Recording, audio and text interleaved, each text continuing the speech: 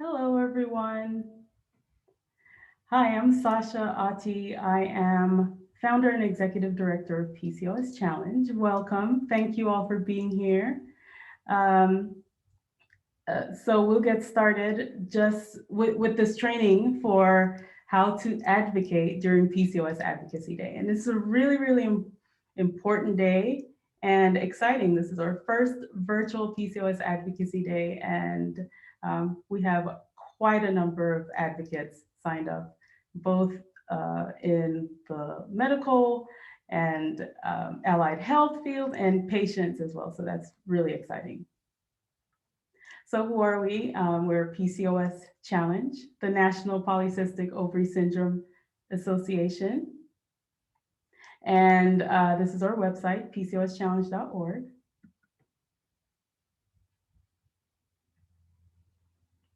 And this is today's training agenda.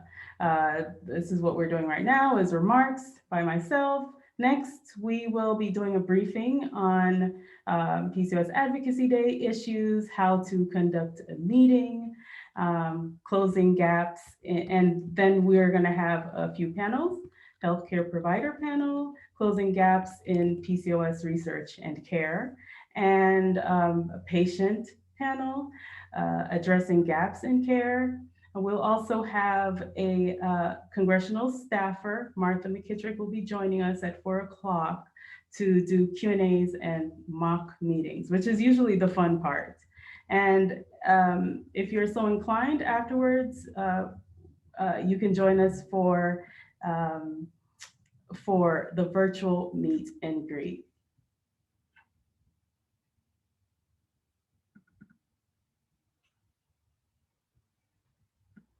Okay, so in today's training, when you want to submit a question, please do so in the Q&A. That's at the bottom right of the screen. So you'll see a little Q&A box.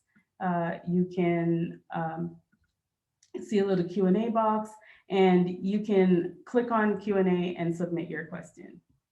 And we'll try to get to that at the end of each panel. So about PCOS Challenge, we are the National Polycystic Ovary Syndrome Association, the registered 501c3 nonprofit serving over 55,000 members.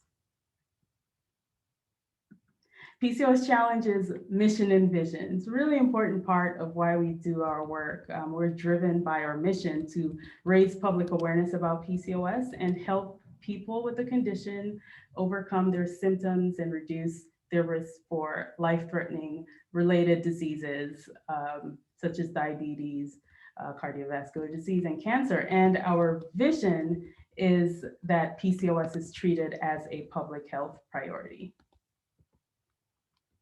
So March 4th, the big day, virtual PCOS Advocacy Day. What will happen is patients, supporters, healthcare providers, industry professionals will unite to meet with legislators and staff to advocate for increased PCOS research and care. And you guys will have access to your schedules very soon, but a lot of people signed up yesterday, and so we're getting all of those scheduled as we speak. Virtual PCOS Advocacy Day includes this training and the day itself on March 4th. We have over 200 advocates registered, representing over 47 US states and territories. And we have a lot of healthcare providers compared to previous years. This is our fourth PCOS Advocacy Day. We're so glad that you're joining us. So next you'll have a briefing on Advocacy Day issues, how to conduct the meeting, given by William Patterson, Director of Public Affairs. And then we'll have a provider panel led by Martha McKittrick of Martha McKittrick Nutrition, and with our esteemed panelists, Barb Calora from Resolve, the National Infertility Association, and we've worked very closely with Resolve on advocacy over the last 5 years. And they are our mentors in this arena. With Dr. Melanie Cree Green, MD, she's the director of multidisciplinary PCOS clinic at Children's Hospital of Colorado, Angela Grassi, founder of PCOS Nutrition Center, and Dr. Bob Wild at the University of Oklahoma. Then we'll have the patient panel addressing gaps in care, led by moderator Ashley Levinson, AKA PCOS Girl, Jacqueline Casal, Shelby Eckert, AKA PCOS Support Girl, and Monica Williams. Everyone here is a part of PCOS Challenge's Patient Advisory Board, and they're strong advocates. Then we'll have our training with mock meetings with staffer Martha Kramer, who will be joining us, and our 5 o'clock meet and greet. I will now turn it over to William Patterson to give a briefing on the PCOS Advocacy Day issues. Hello, everyone. I'm William Patterson. I'm Director of Public Affairs with PCOS Challenge.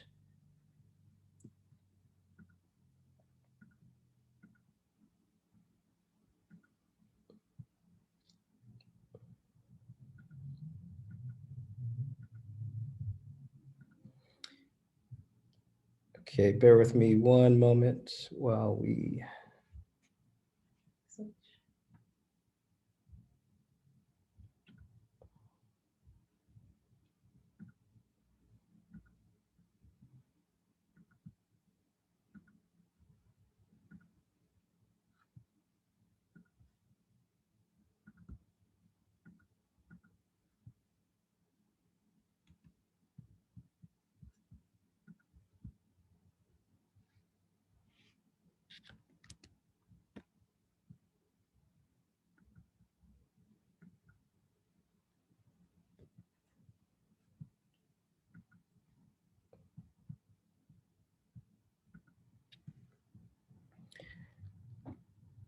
I'm, again, Director of Public Affairs with PCOS Challenge, the National Polycystic Ovary Syndrome Association.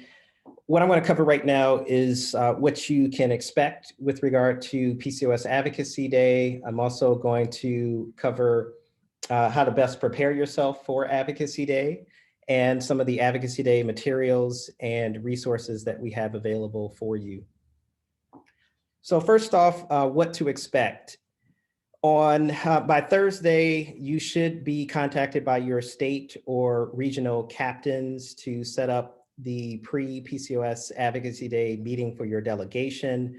You should also start to review some of the training materials that we'll be sending out starting today, which will include the talking points, member profiles, access to some short videos, which will be posting on the website, which will teach you how to effectively advocate as both a patient, supporter, healthcare provider, or an investigator. And you also want to make sure that you can access your meeting schedule link. The meeting schedule link will be updated pretty much up until the day of Advocacy Day. So just when you get your schedule, you may see no meetings on there. You may see 3 meetings. And then within the next couple of days, you could see as many as 6 meetings on your schedule. So again, just because you receive your schedule link, do not think that it's final until Advocacy Day. You also want to decide on one main point for your story and practice telling your story and how the proposed ask would impact your life or that of your patients and family members. 4 to 7 days before Advocacy Day, which would be between Thursday, the 25th, up until February 28th, you would want to review all of the training materials, and you would want to print out the one sheet and the delegation notes, which we'll go into more detail around. You also want to meet with your state captain and your team at least once to run through the Advocacy Day script and your plans. And then you want to keep practicing your story. And you want to make sure that you do check your schedule, as we mentioned, in email communications from your state captain and the PCOS Challenge team. 1 to 2 days before Advocacy Day, you'll want to test your computer audio and video, particularly if you have Zoom meetings scheduled on your agenda. Some meetings may take place via conference call. So again, continue to check your schedule, and you also want to have a backup plan just in case you lose your internet connection on Advocacy Day. So you want to go ahead, write down any dial-in numbers or phone numbers, and if you may also want to download the Zoom app for your phone, just again, in case you're having problems, computer problems. And then check in with your state captain to ensure that you're set for Thursday. The morning of Advocacy Day, you'll want to check in with your state captain or regional leader by 8 a.m. Apologies for those on the West Coast. I know this is going to be super early for you, but we do have a great morning briefing plan, including members of Congress, which will be Congresswoman Debbie Wasserman Schultz, who's one of the co-chairs of the Bipartisan Congressional PCOS Caucus, and also Congresswoman Jennifer Gonzalez Colon, who's also one of the co-chairs of the Bipartisan Congressional PCOS Caucus. So you want to sign in about 5 minutes ahead of time to prepare. And some of your meetings, again, maybe via phone or video conference. Please do not sign in prior to 5 minutes, because we are going to be using these different Zoom accounts for multiple meetings, and we don't want you mistakenly popping into another meeting. So we do also want to make sure that you are engaging on social media. If you are on social media, you can use hashtags PCOS, PCOS Advocacy Day, and prioritize PCOS, and of course, tag at PCOS Challenge. And then after your meetings, you can join the virtual debrief or happy hour that we'll have. Next, I'll talk about getting prepared for Advocacy Day. We do have a number of asks that we will be asking the members of Congress to support. One of them is co-sponsoring the 2021 PCOS Awareness Month resolution. The other will be to prioritize the FY22 appropriations report language. The third is going to be to join the Bipartisan Congressional PCOS Caucus. And the fourth will be to support to sign on to the letter supporting inclusion of PCOS in the NIH's RCDC reporting, which I'll go into all of these in more detail shortly.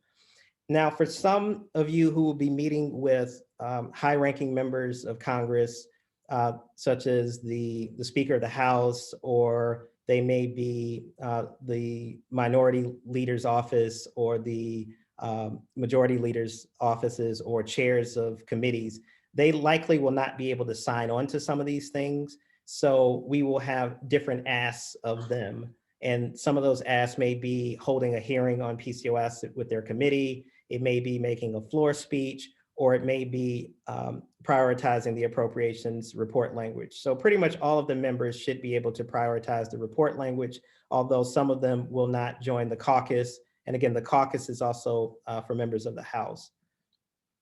Next, I'll talk a little bit about the resolution and why that's important.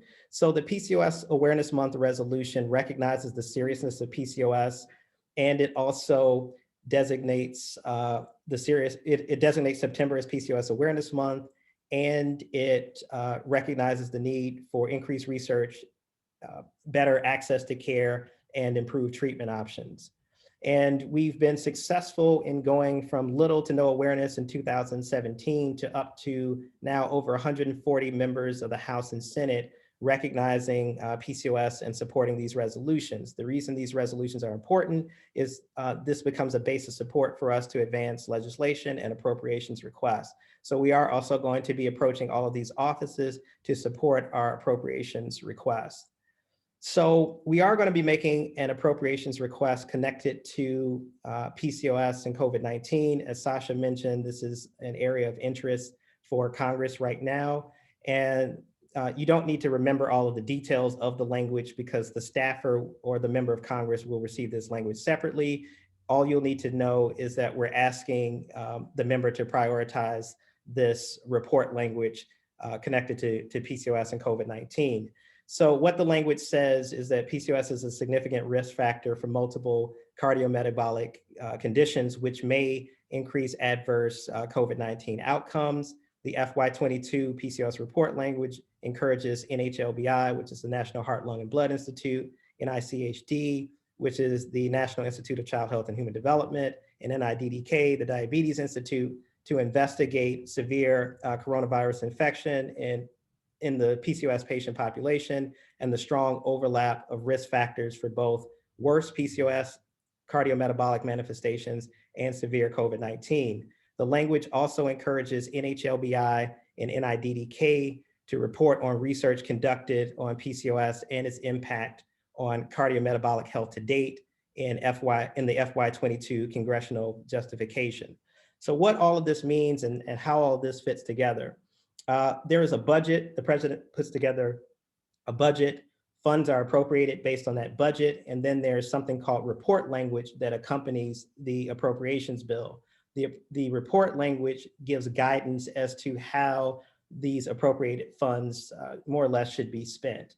And we have been lobbying the various institutes at the NIH, and we've been working very hard to get NHLBI and NIDDK to do more research into some of the comorbid conditions associated with PCOS.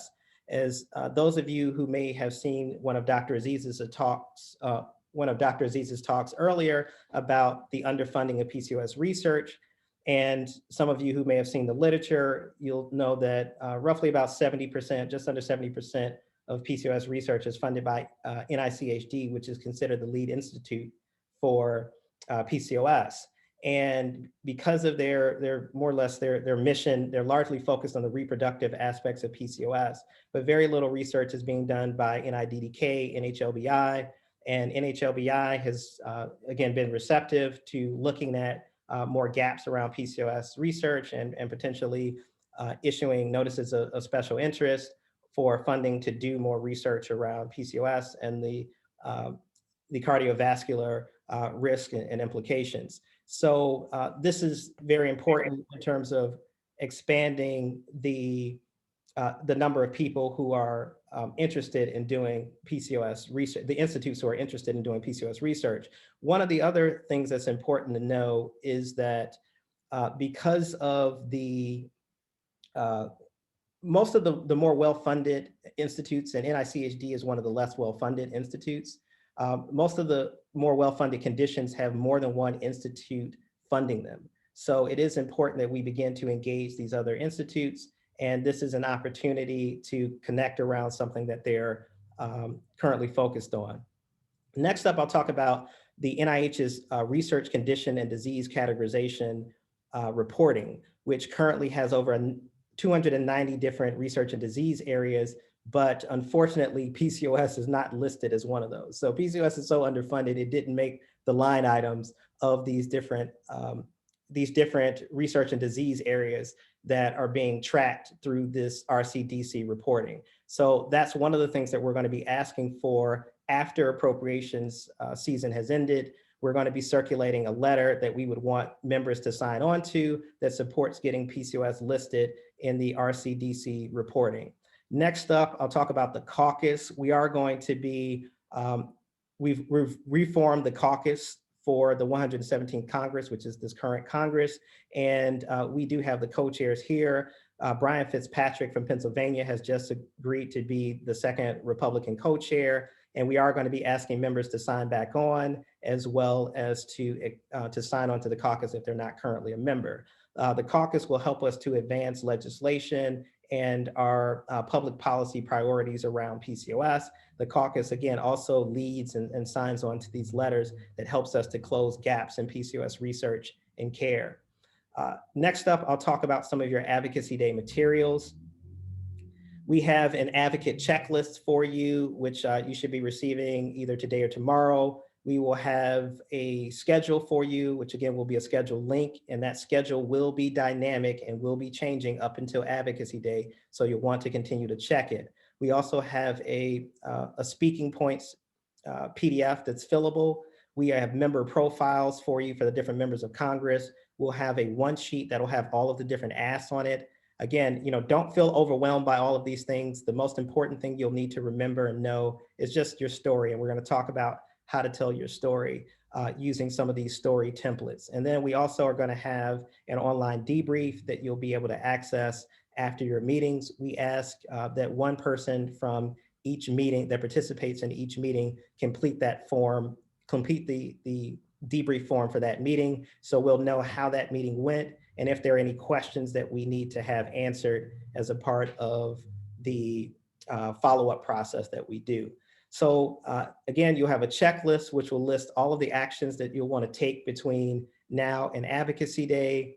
We also will have a storytelling storytelling template that's going to be a fillable PDF. And when you're thinking about your story, you really want to hone in on one point. And now I know that's very hard with PCOS because it affects people in so many different ways and affects people's lives so profoundly. But you really want to say, and you can just say that in your meeting, PCOS affects me in so many ways, but I really just want to, but I want to focus in on one particular point of how PCOS affects me. And then you want to talk about the life impact of it, how it makes you feel. One of the things that's going to be important is that staffers remember how you make them feel. And then also why you're advocating. And I'm going to go briefly into this before the panel. But I want to walk you through that and how to use this template to really come up with a very concise template. You only will have anywhere between 2 to maybe 4 minutes to tell your story. And most meetings is going to be closer to 2. So you'll really want to zero in on one main point and drive that home using this template format. Next up, we're going to have some delegation notes where it will have greetings and introduction, the PCOS overview. So if there's a healthcare provider in your meeting, they likely will do the PCOS overview. The role really of the healthcare providers and the researchers is to give a sense of scope, just how many people PCOS affects, and that this is a big problem that needs to be addressed, and that there's not enough resources and support, and then a sense of hope that we can do more for our patients and more for people who are affected by PCOS. If there was more research to be able, and research in specific areas. And then also the report language, the resolution, the caucus, and RCDC. So we'll have a one sheet that'll have an infographic on the first side, and it'll have the asks on the opposite side. So these are things that, again, you don't have to remember, but you can just run through. So here's an example of this infographic here. You could just, PCOS affects 10 to 15% of women. It's the leading cause of infertility that's impacted by ovulatory dysfunction or not having a period. 50% are becoming diabetic or pre-diabetic before age 40.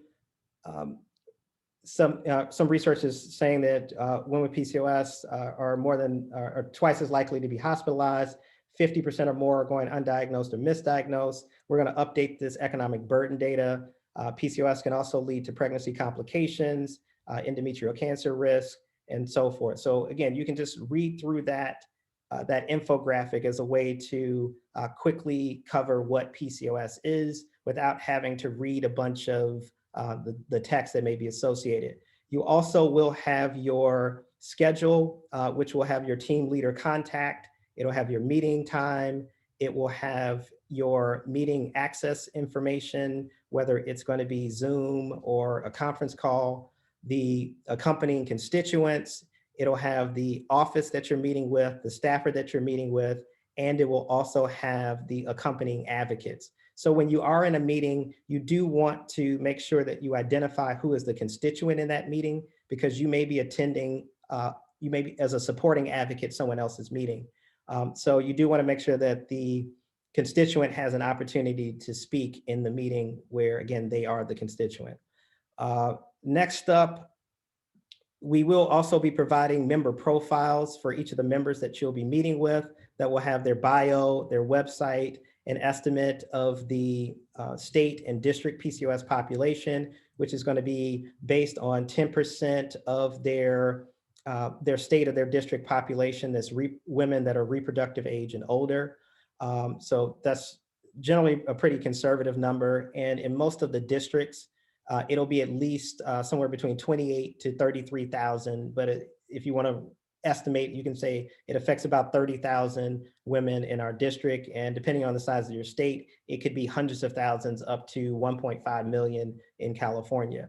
It also is going to show any relevant committees and caucuses. It'll show past support for the PCOS resolutions, and it will also show whether or not there were a past member or current member of the PCOS caucus, and it will also list the asks for that member. You do want to pay attention to that section at the bottom because not every member is going to have the same ask. As I mentioned, people may be part of a committee. So they may be a key member of a committee. So I do also want to just share two quick things before we go to the panel. I want to give you a sense of what the storytelling template looks like. So I'm going to shift to show that. And so what the storytelling template looks like, you'll have the theme for your story, which could be things, struggles or concerns about infertility, pregnancy loss, maternal health, mood swings, depression, eating disorders, diabetes, etc. And your life impact. So what has that meant for you? It meant rapid weight gain, impact on body image, self-esteem, marriage, dating, family relationships, school, or career, how it makes you feel. This part will be really important. It makes me feel concerned, hurt, sad, disappointed, scared, betrayed, devastated, like giving up. I've had suicidal thoughts. And then what would have made a difference for you? More research, earlier intervention, greater awareness and education among healthcare providers, greater access to treatment and care, and why you're advocating, because I don't want others, young girls, my daughter, to struggle like I did. Not enough resources for people with PCOS in our state or district. The system is broken for people with PCOS. PCOS research is being neglected, and not enough funding is trickling down to PCOS from broader NIH funding. So what this might look like as a person's story. I now struggle with prediabetes because of insulin resistance connected with PCOS. I gained 40 pounds in 8 months, and PCOS has caused me to struggle in my relationships and miss days of work. PCOS has been devastating in all aspects of my life due to the insulin resistance connected to PCOS. I'm very concerned about getting diabetes. Greater awareness, earlier intervention, and more research are all things that would have made a difference for me. And I'm here advocating today because doctors don't have great answers for us, and there's not enough research looking at the metabolic aspects of PCOS. So that's how you can get through your story in pretty much no time. The last thing that I'll show you is the speaking delegation notes. So this is going to be a fillable PDF that your state captain is going to fill out for your team. They'll put the office that you'll meet with, the time, the person you're meeting with, the attendees will go here, and they can type right in there. They're going to assign each person to a speaking role. And what you'll do as you run through this is you're just going to read the headlines. We're here to talk to you about four specific asks: prioritizing the PCOS report language, co-sponsoring the 2021 PCOS Awareness Month resolution, joining the bipartisan caucus, and signing the letter supporting PCOS being included in the NIH research condition and disease categories reporting.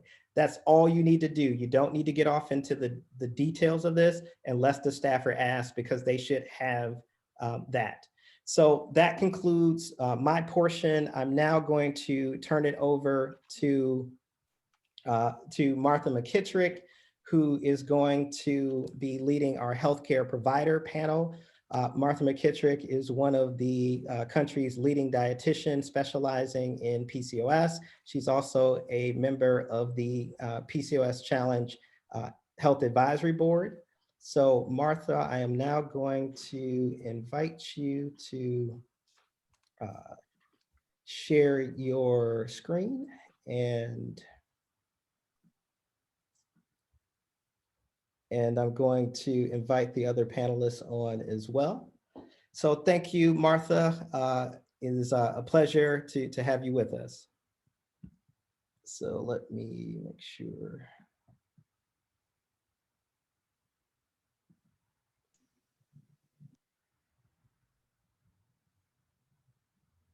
Awesome. Thanks for the handoff, William.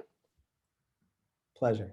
I'm really excited to be here. This is my fourth PCOS Advocacy Day, my first virtual. So it's such an exciting event, and we can really have a huge impact on helping people with PCOS. I'd like to introduce this panel. This is going to be a really great panel with some really interesting speakers. I'm going to introduce each person, and then we will go through one by one, and you can tell us a little bit about what you're working on. And then anybody who has questions, feel free to put them in the Q&A section, and we will try to answer them as we go along. If we don't get to them during the session, we'll try to get to them after the session or during the meet and greet section. And if we could try to keep each of our talks to about 7 minutes, if possible. I know it's hard to do. So let me start off. I want to introduce first Barbara Calera, who is president and CEO of Resolve, and this is the National Infertility Association. I'm going to run through each speaker, and then Barbara, we're going to come back to you. Second speaker is Dr. Melanie Green, and she will be talking to us about PCOS research in pediatric endocrinology. Next speaker is Angela Grassi, a registered dietitian. She'll be talking to us about PCOS nutrition and lifestyle, and she is the owner of PCOSnutrition.com, which is the best website for PCOS nutrition. And last but not least is Dr. Robert Wild, who will be talking to us about PCOS research on lipids and cardiovascular health. And I'm really interested in hearing what you have to say, because this is an area we don't hear enough about. And February is Heart Awareness Month, Heart Month, and we've been talking a lot about it on social media, and it's an area that's definitely lacking. So I can't wait to hear your talk. So let's start with Barbara Calera. What do you fill us in on some of the work that you have been doing for infertility, your advocacy work? Great. Well, first of all, thank you so much for having me, and kudos to PCOS Challenge for putting together such a well-organized advocacy day. I can't wait to participate. First of all, I'm going to talk briefly about state advocacy, and then just put it away, because Advocacy Day is about federal advocacy. And so, but I want to give you a really brief overview.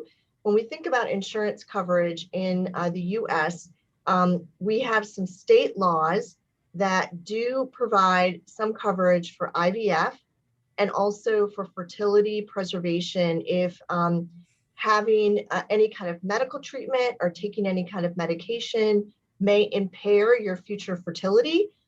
There are some state insurance laws that would allow coverage for the freezing of the sperm and egg prior to that medical procedure.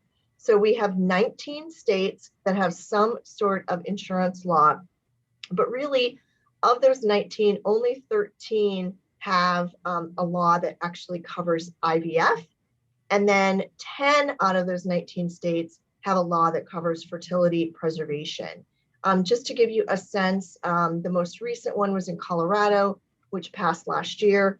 And right now in 2021, people all over the country are working on insurance laws in states like Washington State, California, Oregon, Texas, Utah, North Dakota, Tennessee, Virginia, and even others. So they're in various stages of working their way through. Not all of them are going to go anywhere. And in fact, many may be deferred another year. But if you are in a state that doesn't have an insurance law for IVF or fertility preservation, reach out to Resolve at resolve.org and we can get you involved. Okay, enough of the state. Let's look at federal. Right now, there is no federal law to cover IVF. Most medical procedures actually don't have a federal law.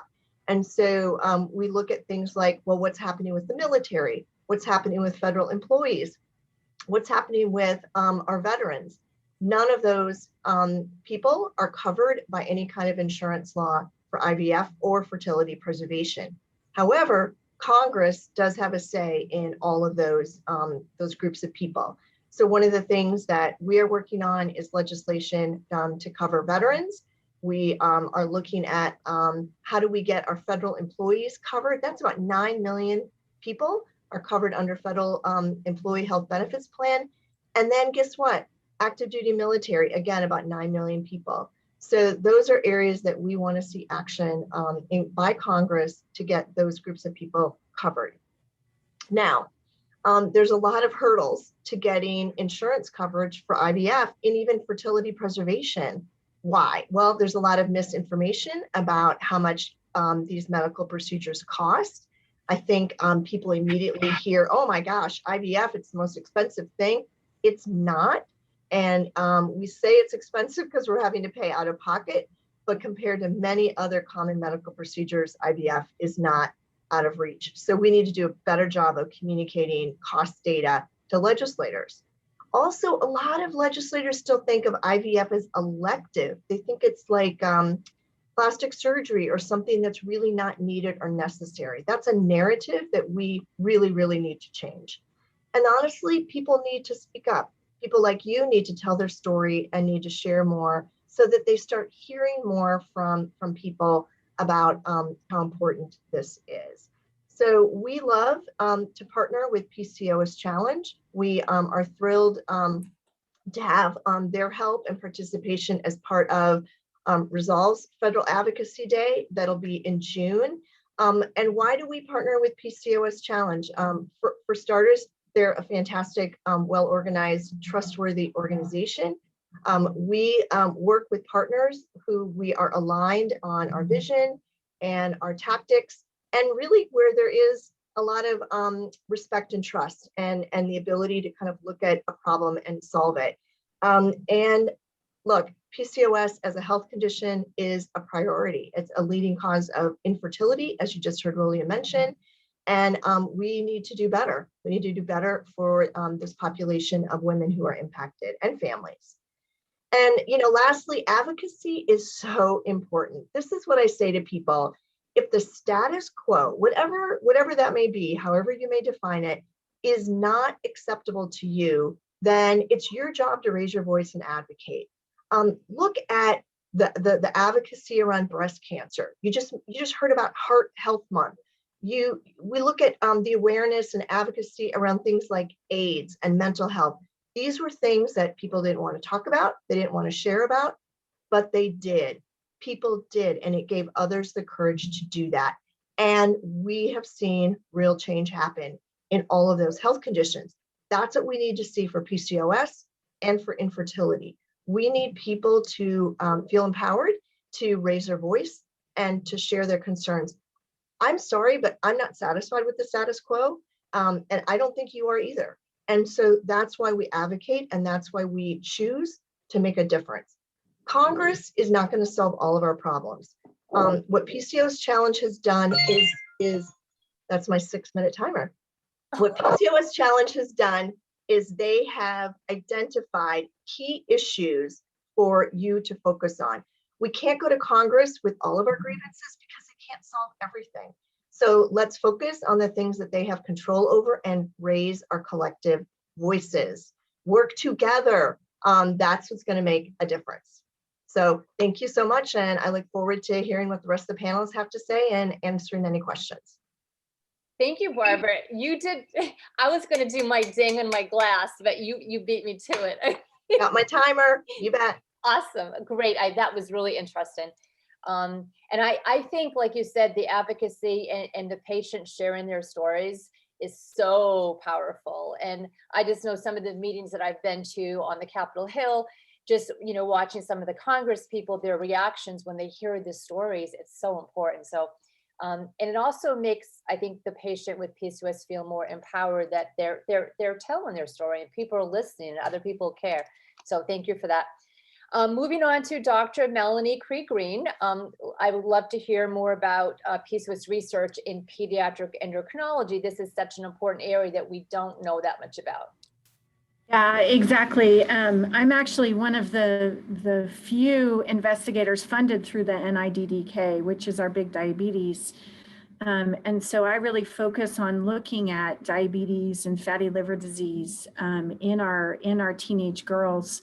And also just started a PCOS special interest group within our Pediatric Endocrine Society in August to really start working on a national effort among pediatric endocrinologists to be looking at this. And I'm actually leading I think we're up to 10 sites now, 10-site multi-center study to collect data in our teenagers and PCOS so that we can really understand what's going on. And what we've found, I've been working in this area for about 10 years now, and what we've found is that all of our teenagers with PCOS have insulin resistance, which is the first part of metabolic disease. And in our girls who also have excess weight, we're seeing some pretty scary numbers. So about 50% of our girls have fatty liver disease. And fatty liver disease is one of the best predictors for future type 2 diabetes. And so we went and looked at our patients, and I founded our clinic in 2012, so we've got a large patient population now. So we had 492 girls with PCOS, excess weight, with multiple visits on.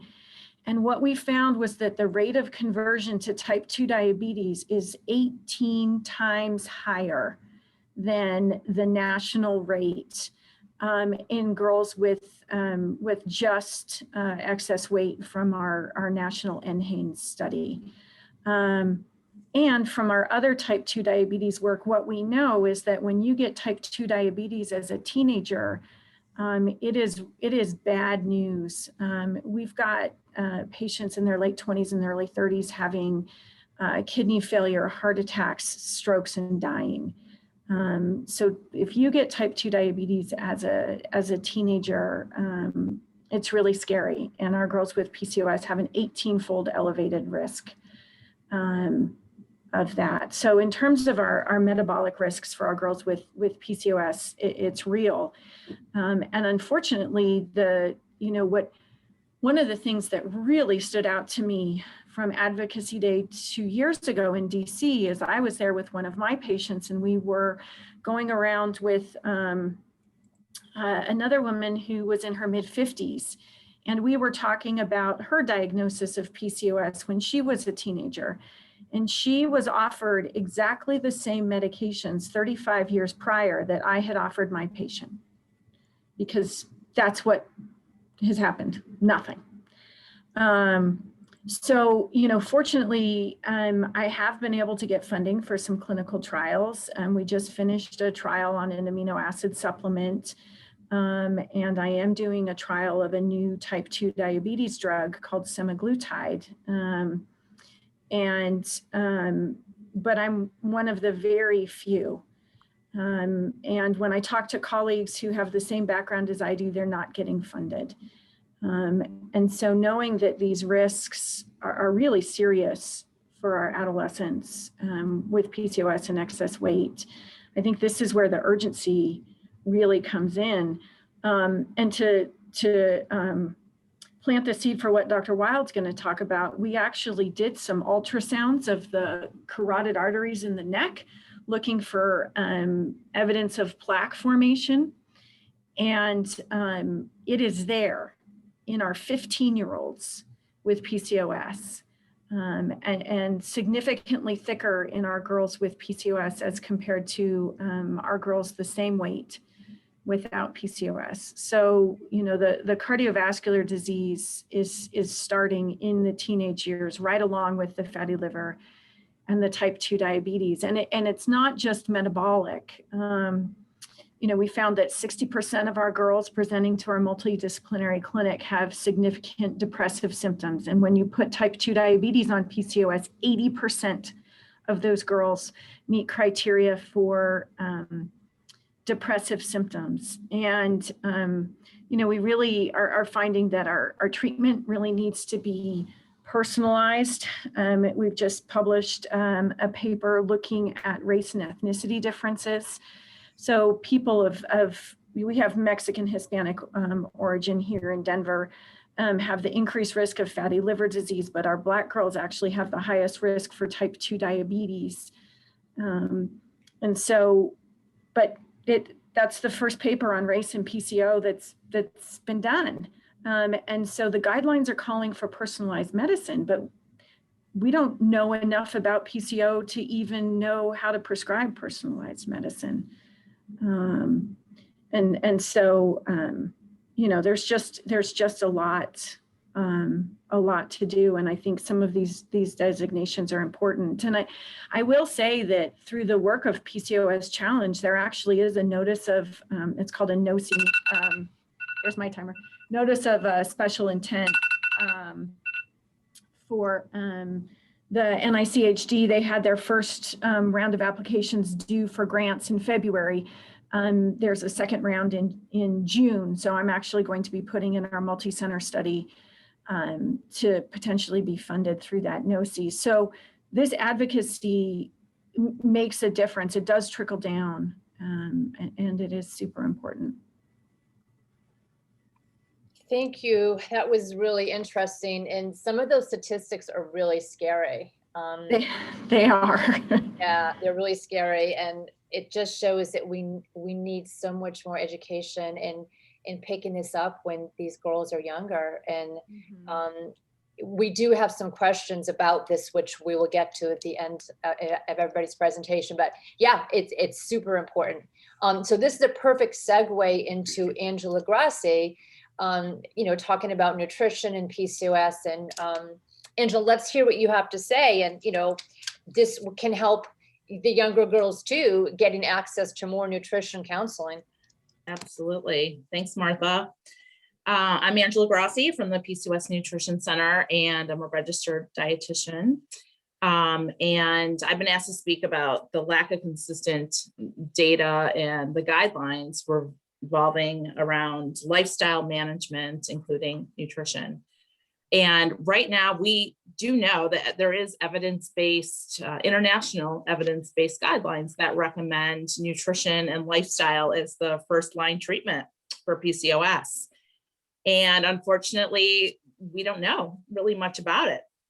What nutrition approach is going to be best for someone with PCOS. Right now, we're individualizing it. Martha, I know you take an individualized approach to helping your patients, and kind of like what Dr. Green was saying, like she is a doctor that's using, you know, the same medications that she was using 20, 30 years ago. And for nutrition, unfortunately, there hasn't been many advances at all. We don't know that if there is a one ideal nutrition approach for someone with PCOS, because we just don't have the studies to compare it to give out recommendations. So there's still so much we don't know about this. And currently the guidelines say, you know, there's not one specific nutrition approach that's better than another. And I think what can happen is this can lead to patients getting really frustrated and turning to the internet for advice and looking for a quick fix and hearing from other people, well, this worked for me, so I'm going to do it. And then when it doesn't work for them and they've tried it, it leads to more frustration, more confusion. I've done a little bit of research looking at the self-care management and where women with PCOS are getting their nutrition advice, and it's primarily from the internet. And so without this kind of consistent lifestyle management recommendations, it's only going to lead to more of this. So it's really frustrating. People don't know who to trust. They're getting conflicting messages, even from medical providers. Knowing the nutrition guidelines, what can help people with PCOS can help to prevent a lot of these conditions that Dr. Green was talking about. It can help with mental health. It can help with eating disorders. I mean, a large percentage of my patients have eating disorders. And there is research that shows that 60% of women with PCOS engage in binge eating. And this certainly has a significant effect on their mental health as well. So unfortunately, people have to see at least 3 or more experts before getting a diagnosis of PCOS. And this is really unacceptable. Years may have passed in between providers, and PCOS could have gotten even worse, or they could have developed other conditions. So nutrition is the primary treatment. We just don't know enough about it. It's really frustrating that PCOS isn't listed as a research criteria, an area of research from the NIH, as William was saying. And part of the issue is that if the companies or the providers aren't getting the money, they can't conduct really well organized studies. So when we want good studies, we want a large database, we want to get as many people as possible, and we want it to run as long as possible so we can really see more long-term effects and how it affects a broad spectrum of people. And without that money, doctors and researchers aren't getting to be able to do these studies. So it's really, really frustrating. Little has advanced over the past couple of decades. We've known that there's a connection with insulin and PCOS since the mid 1990s. And we still don't have great advances for treating this. So as a medical provider, as a nutrition, as a registered dietitian, I would definitely say that PCOS needs more awareness. We need to advocate for more funding. It would be great for all people with PCOS to get reimbursed from their insurance companies to see a dietitian, because we know nutrition can help with so many aspects of PCOS. And also, it's, as a patient, I also have PCOS, just spending time in Advocacy Day. And I'm so grateful for PCOS Challenge for putting this together, because it's here where we can let members of Congress hear our voices. I mean, there's so many. I've done Advocacy Day for a couple of years, and you wouldn't believe how many people just have not heard about PCOS. They don't know what it is, even though it's so common. And it's so rewarding to be able to lend your voice and to speak up about what I face every day. I know the frustrations that a lot of people face, and to advocate for more awareness and more research. And I'm concerned, what's going to happen to my kids. We don't have that long to research. Even though I have sons, how is that going to impact their health and the health of my future grandchildren? And so it really gives me hope that one day we'll know so much more about PCOS and perhaps how to prevent it and how to cure it. And I think that's why Advocacy Day is so important. So I'm really appreciative of PCOS Challenge for putting this on, and for so many of you that signed up. It's great that it's virtual this year instead of being in person. And I'm hoping that together we can all make a difference this year. Thank you, Angela. And I totally agree with you about where people are getting most of their information from, the internet and social media. And I know you and I are always kind of going nuts out there, just some of the stuff that these PCOS patients hear. And it's terrible. And they're thinking they can't have this and they can't have that. It's all about restriction. And it's just, we need more research and we need more answers. So thank you for that. Moving on to Dr. Wild, let's hear about research on cardiovascular health. Okay, so see if I can share my screen. Can everybody see that? Okay, Yes. Great. So Sasha, thank you for inviting me to participate. What a wonderful opportunity with such a well-organized advocacy. What a great opportunity to move the needle for some of us that have been trying to do that for decades. It's so exciting to see everything coming together, particularly in a multidisciplinary way, because it takes a multidisciplinary team in order to address a complex and common issue. I've been asked to talk about PCO and cardiovascular disease. So this is what I was charged to address. And if I can, I thought I could move it down.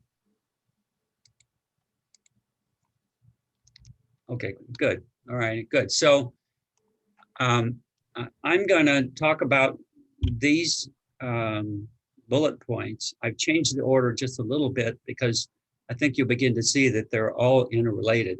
And then I'm going to give you my personal take and summary at the end. So to tie in a lot of what's been discussed already, impaired glucose tolerance can occur and is dramatically exposed in the prior discussion in teen years, and about 70% of patients with polycystic ovary syndrome across the board have insulin resistance. And as dramatically shown, it increases with obesity among women with PCO across the board. We're talking about not a pediatric population, but in its broader aspects all the way down. We know a lot about the dysfunction of how insulin acts at the cellular level, and it may be different in muscle or liver or in ovary. And without getting into the basic science of it, that insulin action in the ovary causes androgen excess, which is self-perpetuating, so that hyperandrogenemia or extra male hormone enhances insulin resistance, causing more insulin production. A way to think about it is the dam is there and everything backstream is building up and everything goes haywire. So this can lead to visceral or around the organ, vital organ fat accumulation, whether it be liver or heart or pancreas, and can lead to non-alcoholic fatty liver and steatohepatitis. And across the board, that's been diagnosed in up to about 42% of patients all across the board. The bottom line, I'm a clinical lipidologist and preventive cardiologist, and I'm fascinated with the dyslipidemia of PCOS because I think it has a lot to do with the root cause of the vascular changes. So the dyslipidemia is elevated triglycerides, elevated very low density lipoproteins, higher small density LDL cholesterol, along with lower HDL cholesterol. That's the dyslipidemia of PCOS. And you can see it in thin PCO women, and it's aggravated in obese PCO women. There's a bit of a dose response. The bottom line is all that's reductive metabolism, and there are higher circulating atherogenic, very small LDL particles that have longer residence time in the circulation. They interact with the vessel wall. It sets up inflammation. Voila, the atherosclerotic process and vascular damage. So obesity is, of course, part and parcel. We've addressed a lot of that. Increased waist to hip ratio, the central obesity often belies metabolic syndrome, and it's extremely common. It reaches a prevalence about 53 to 80% and requires frequent monitoring and preventive action. With PCOS, there's a 2 to 4 greater odds of NASH or NAFL, non-alcoholic fatty liver, or the more progressive fibrosis that was alluded to. Insulin resistance seems to be key to that mechanism, either in fat deposition, but also the processes of fibrosis. And the way to think about it across the spectrum, once somebody has that kind of liver damage, basically they've wiped out their female selective advantage for cardiovascular endpoints. They have excess cardiovascular disease compared to age-matched men. And for cardiology, that's an important thing because there's such a gender bias towards male with early cardiovascular deaths. Hypertension afflicts about a third or greater of women with PCOS across the board. There may be a potential role for aldosterone secretion that's been implied. People have talked about the eating disorders, and they're very common. There are tenfold increase in women with PCOS. And Dr. Dokers and I have done meta-analysis on depression and anxiety, and it's important to remember those are risk factors for cardiovascular disease. It's been alluded to that gestational diabetes is important. It's a major risk factor for type 2 diabetes after pregnancy, not just in the pediatric obesity, but even if they're not, they have PCO, then they get pregnant, now type 2 diabetes, now a lifetime of type 2 diabetes. Hypertensive disease in pregnancy are definitely increased, or liver disease. They're major risk factors for cardiovascular disease later in life. And not to mention that these impact the cardiovascular risk of the offspring. And so the risk is perpetuated. People have addressed some of these things. Epigenetic program is a very important area of research right now all across the board. What are the gaps? Well, most studies in cardiovascular disease risk have major limitations. It's younger patients, and events most commonly happen later in life. Most of the studies are cross-sectional. They're hard to account for potential confounders. So it's tough to conclude causal inference. You can't do it from a cross-sectional study, but you can get a handle on burden. And we do have quite a bit of data on the burden of risk factors and surrogate endpoints for cardiovascular outcomes in women with PCOS. Challenge because of comparisons between different patients in different age groups. You're not really following the same population longitudinally. There's a major BMI or obesity bias in many of the studies. There's a higher prevalence of smoking in PCO women in some studies, and that makes it tough, particularly if you look at the European literature. All these do not allow for firm conclusions regarding the cardiovascular risk related only to the PCOS trait. But the issue is what's in the causal pathway. Is it the trait or what's involved as it is set up for it over time? The other problems we have is we don't really know the postmenopausal phenotype. What is its definition? How does it relate to the premenopausal phenotype? And what are the implications for that? So what are the gaps? Well, you've heard the importance of getting major organizations to understand guidelines. Well, ACE does consider PCOS as an independent cardiovascular risk predictor. Yet PCOS is not even mentioned as a significant predictor in the NLA, where I'm quite focused in my professional activities as a lipidologist, or the Heart Association or the American College of Cardiology guidelines. It isn't there, it needs to be. The one historical cohort study, which is considered higher on the causal pathway, found a composite cardiovascular increase risk of PCO patients almost 13 times higher for women over age 65. The problem is there's no concurrent prospective cohort studies higher in the causal pathway that have been large enough or followed long enough for the appropriate horizon of disease.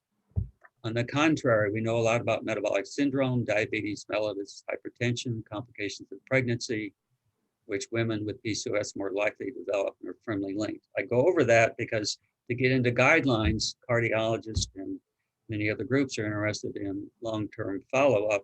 It's a bit of a conundrum because we've been focused so much on the reproductive age. Just to update you on some important gaps, women with PCOS are more likely to develop coronary calcium, increased left ventricular volume starting at age 30. Calcium seems to be the most reliable surrogate for early events, and it's used now for women's health prevention on top of a risk predictor beginning around age 40. But prior to that, there's no validation, so people are hesitant to use it. Rather than ignoring it, we need to modify it and begin to see how to address it. Carotid intima media thickness is used in preventive cardiology for women over 45. You've heard a nice summary of, and we've actually done a meta-analysis on PCOS and carotid intima in younger age brackets. Do warn you though, from a cardiology point of view, it seems to be less reliable for the usual user, not the perfect research group. And it's kind of a wild west out there about how it's used and the inference related to it. The fact is, data regarding cardiovascular events will move the needle for the Heart Association and the ACC. Okay, so I'm going to talk about quickly the racial ethnic disparities. And I think it's hampered to know the answer because all definitions of polycystic ovary syndrome have shortcomings. There's a very large spectrum, and we all know that, from people with very mild to very severe. I'm talking about Sasha, the kind of patients we saw with formed crust and vivid PCO complications. 70 to 80% we've talked about have insulin resistance. Well, what do we know about the 20 to 30% that don't? The prevalence, I would argue, is widely unknown for specific subpopulations, not only for race, but also in geographic location. The diagnosis is challenging, even the guidelines for what constitute how you evaluate somebody with the immaturity of the hypothalamic axis early for PCOS is challenging. I wanted to point out that vaginal ultrasound is, for the most part, is used more in adults than the pediatric population across the board. There are issues of accuracy, observer variation, operator dependent, and is it truly necessary for the diagnosis? It is important to track people from the very beginning. So, based on a high degree of variability and inconsistencies with different diagnostic criteria, it's a unique challenge to determine the true prevalence. I would say it's much higher than the often quoted 10% that's widely used.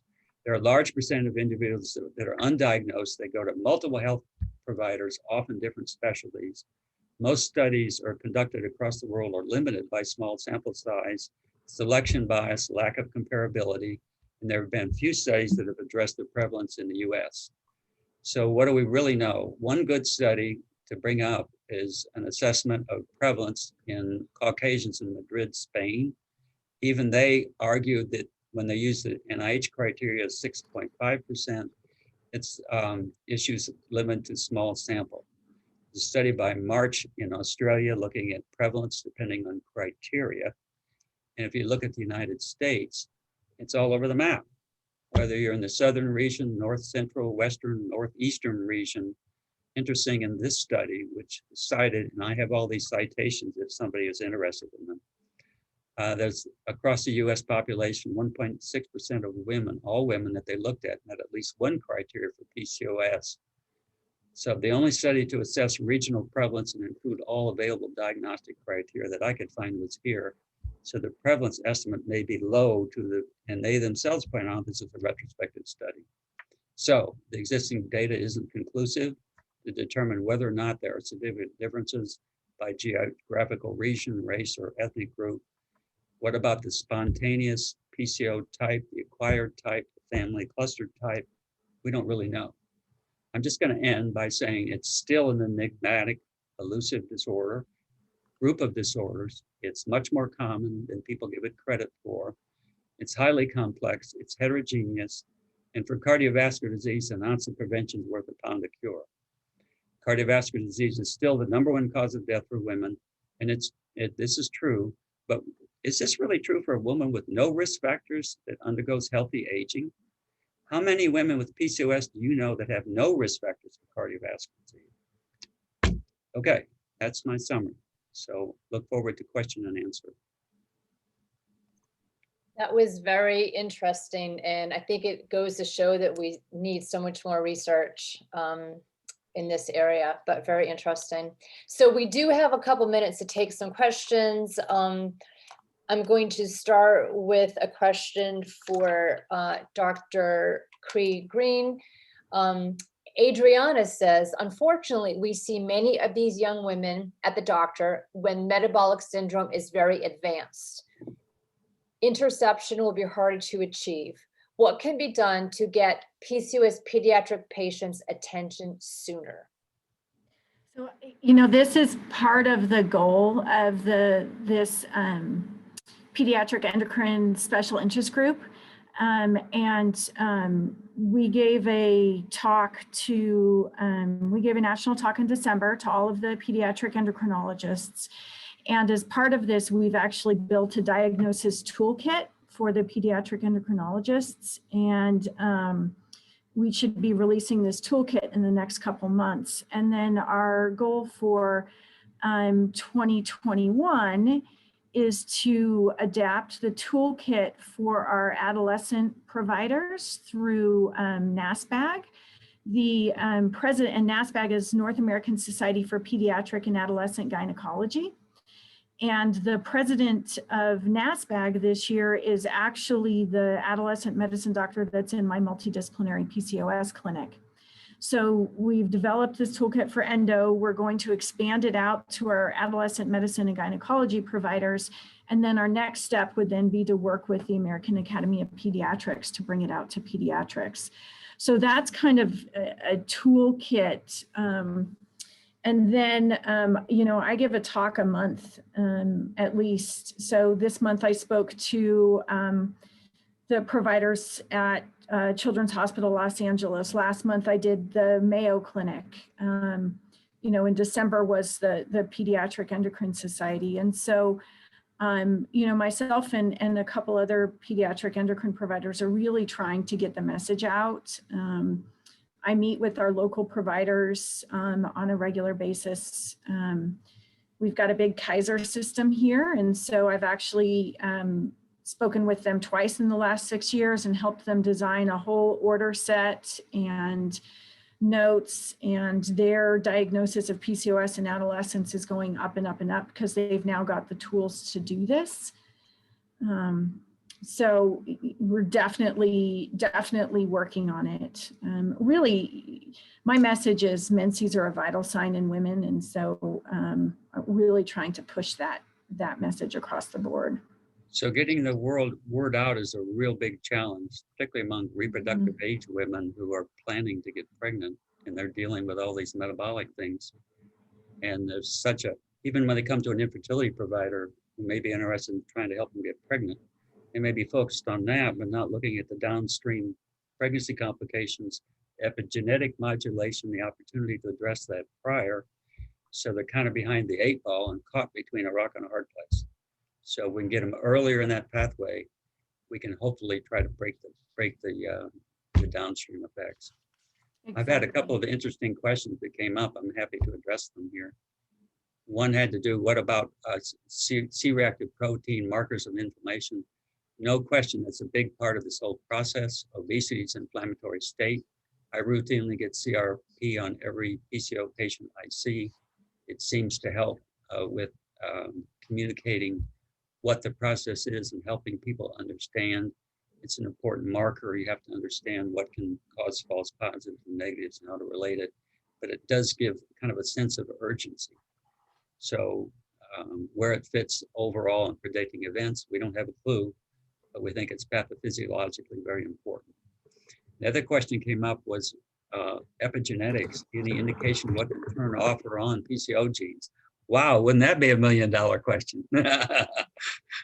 Don't have an answer, but people are working on traits and they're looking on, it looks so complex, multifactorial. If you went to the last PCOS Androgen Excess Society, there's some people are beginning to move the needle. And when they look at the elephant, they're beginning to see that some of these things are family clustered and they're more cardiometabolic rather than reproductive, and they're funneling. We don't have any clue about how to turn them on or off yet, to my knowledge. Thank you, Dr. Weil. You have a potential fan club out there. Are you on social media anywhere that we could follow you? I haven't been banned from Twitter yet. Actually, the NLA, which I'm very active in, is a very strong advocate for social media related to this. And the reason I'm highly active with the National Lipid Association is they are so multidisciplinary, it's wonderful. A lot of pediatric endocrine people, nutrition people, exercise physiologists, internists, family medicine docs, OBGYN, they all work together for a common skill set. And it's all focused on lipidology, but it's all the full ball of wax. So yeah, I need to develop. I've been so busy with my own personal research, which is focused on trying to figure out what you can do before pregnancy that implicates lipids during pregnancy, and what the implications are for when you start treating infertile women, that I've kind of stayed away from the chat part of this because I've been so busy with my own NIH research. It's involved with lipids, and I'm part of the Reproductive Medicine Network and trying to get the worlds of reproduction and cardiometabolic together. And it's a lot of big uphill climb. But I think Sasha's going to drag me into this kind of advocacy world by communicating better on social media. Hire a 22-year-old intern. They'll set it up for you. Oh, no, it's all set up. In fact, the NLA hits me over and over again, start communicating that. So while we're on, we have a lot of really great questions. Let's try to answer this one quick if we can. Dr. Wild, again, do you have any information about patients who have a high LDL, a low HDL, high total cholesterol, in the absence of insulin resistance and high triglycerides? Well, one thing you got to be careful of is every time you screen lipids, you could come up with a genetic disorder that has nothing to do with PCO on top of PCO. So you should be looking out for triglyceride disorders and LDL disorders. So you may be uncovering a familial hyperlipidemia, and they're as common as 1 out of 150. Common as many of the things that ACOG doesn't screen for. So you need to be prepared to look for those and understand the LDL lowering world and the triglyceride world. The LDL lowering world is important because people with homozygous disorders, a child could have a heart attack as early as 4 months. Or you can have those disorders, and fortunately, pediatric guidelines are screening now for everybody around 8 or 9. Our pediatric colleague can address that. But when I study PCO lipids, one of the things I'm screening for is also the triglyceride disorders that are important to look for. So yes, you can get it without insulin resistance. You truly can. You can get any of the lipid disorders because any patient with PCO can have those. But the form thrust I'm talking about was the pathophysiology that I tried to address globally in the quick time I have. Okay, thank you. Any thoughts about PCOS and risk of malignancy? Anybody can answer this. Well, I can Okay. pipe up. The earliest patient I've had with endometrial cancer is age 19 with PCO. She had abnormal uterine bleeding. And one of the things we teach over and over again is if you have hyperandrogenism, almost always you have hyperestrogenism. And when you have that, the endometrium responds accordingly, the lining of the uterus. And we know from other studies that if you go 1 year without a menstrual period and you have this background, you have a 12% chance of having a precursor of endometrial cancer or a cancer. So we're always very careful to check for endometrial cancer risk. So anybody of reproductive age, if there's abnormal uterine bleeding, our antennas go up. And we're very quick to sample the endometrial lining for endometrial cancer, which is the predominant variety. Less information that we know of about breast cancer and less information that I know of regarding some of the other cancers. But endometrium is a biggie, and we pay attention to it very carefully. Okay. I think that is all we have time for. I know there are a couple of other questions that we will try to answer in the meet and greet. I've been given strict orders to keep us to our 45-minute session. And I really enjoyed meeting with all of the healthcare practitioners here. And again, I thank the PCOS Challenge so much for this opportunity to get out there and advocate for PCOS. You guys have just do such an amazing job. It's mind-boggling. I'm getting emails from Sasha at like 3 a.m. That you Yeah, I saw one at 3 a.m. I thought, Sasha, oh, okay, you're passionate. But we really appreciate this. And then the next, I'd like to introduce the next moderator. Her name is Ashley Levinson. Also known as PCOS Girl on social media. And she's going to be moderating a very important panel on addressing gaps in care. So I look forward to hearing that. Thank you. Thanks so much, Martha, and to all of you. That was a really informative and great panel. So thank you for educating me on a lot of things that I wasn't aware of.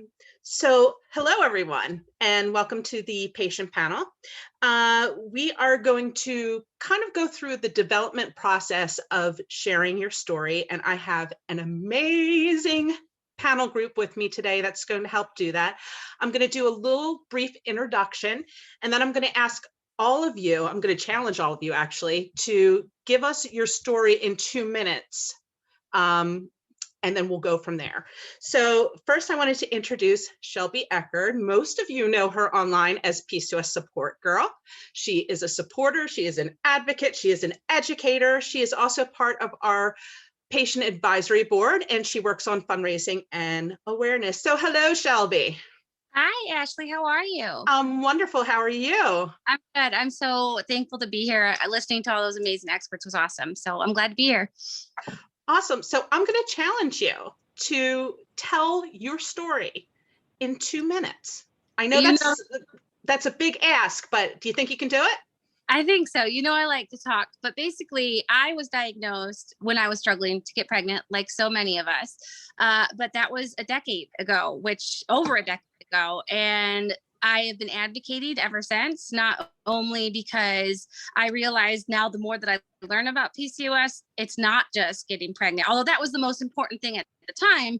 Now I see that, like the cholesterol issues, the eating disorder connection, the mental health. I have all of these aspects that, looking back when I was younger, should have been caught. So for me, my PCOS story is, out of frustration, I should have been caught sooner and treated differently, but now I have a daughter. So I look at my daughter, and over the 10 years of having PCOS, not much has changed at all. So I am passionate about not only finding resources for me, but finding resources for my daughter and all the young girls that could do so much proactively if they caught it early. So.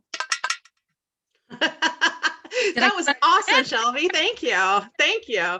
Okay, next we have Jacqueline. And Jacqueline, I always mess up your last name, but I'm going to say Casal, but you can correct me and give everyone your correct name. But you have worked as an advocate, as an educator. You are also part of our patient advisory board, and you have been an integral part of organizing PCOS Advocacy Day. So thank you.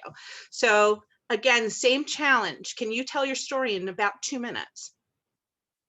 Yeah, it took me about 7 years to get a diagnosis, much like everyone who's participating here. You know, I come from a background in healthcare. My mother is an oncology nurse practitioner. I grew up reading journal articles that she had floating around the house. I used to volunteer at hospitals. I was very well versed in navigating healthcare and advocating for myself as a patient, but still couldn't get anyone to listen to me about my symptoms. I had male pattern baldness. I could grow a beard.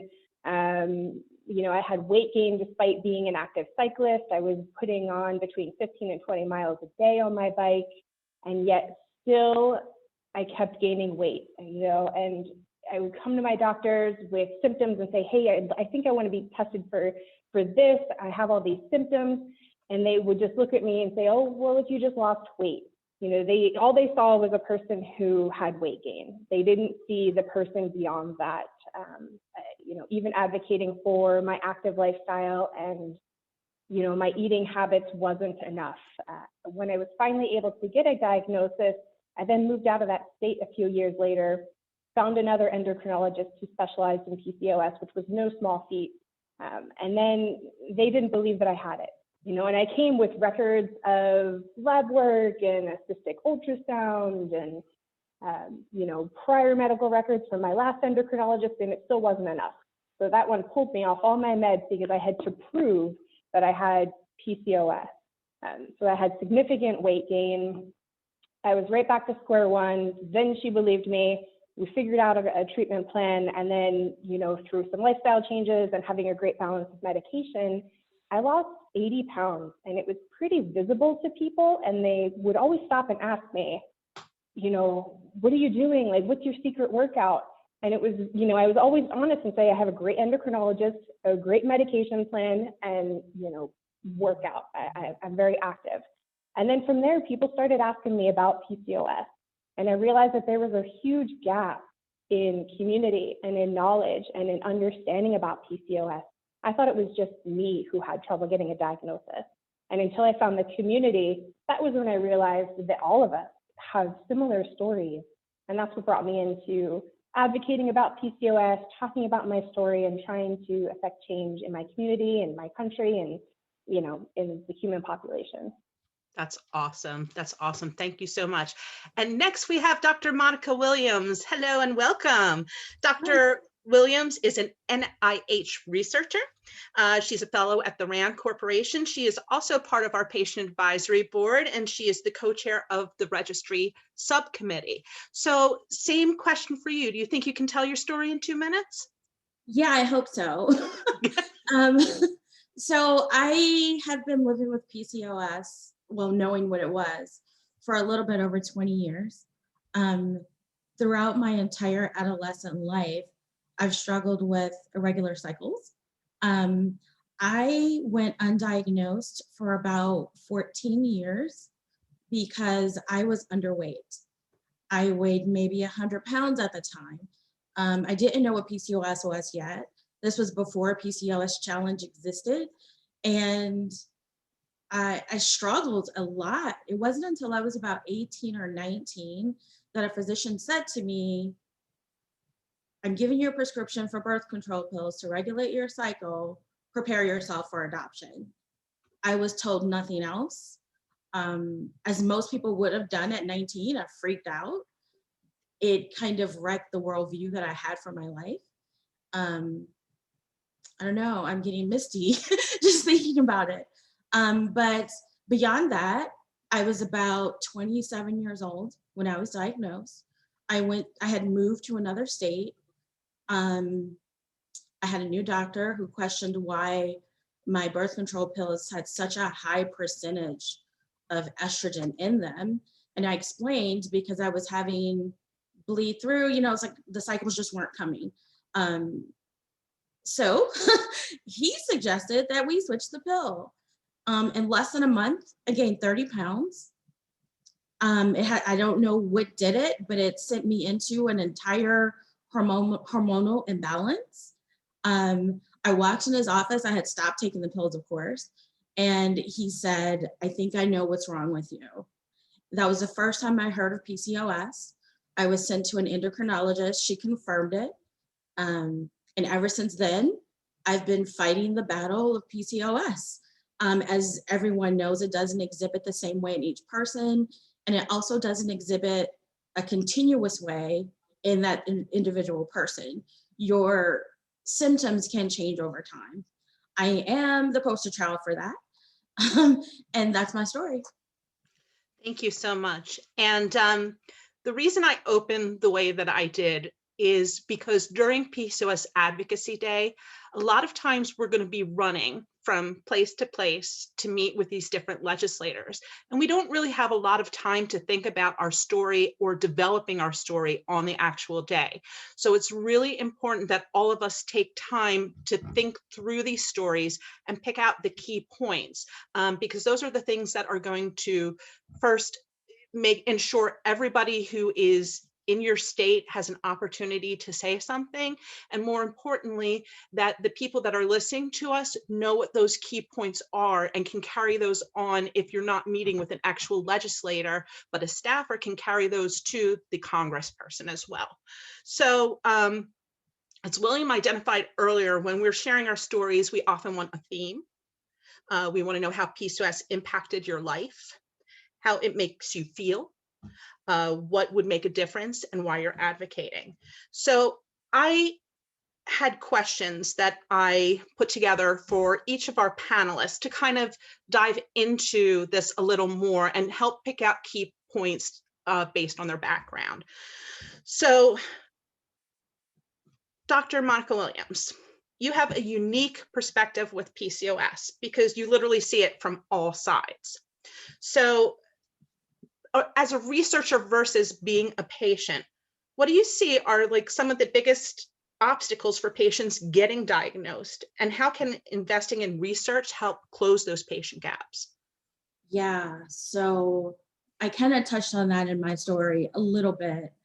I think one of the key challenges for patients getting diagnosed is for physicians to not use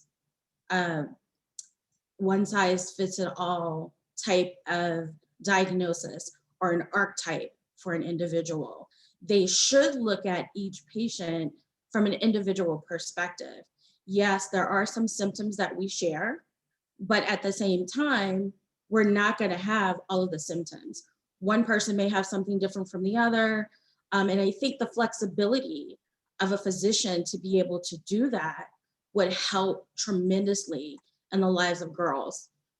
Because once we get to that particular puberty age, that is when most of the symptoms hit for all of us. So if they could catch it earlier, that would be the most optimal thing for women's health overall. Looking at the research perspective of it all, there's just not enough on PCOS. Until PCOS is recognized as a public health concern, until avenues open to provide funding for research, to prioritize the type of research we need as patients, this is going to always be an obstacle for us. Another key point that I was thinking of, I lost it.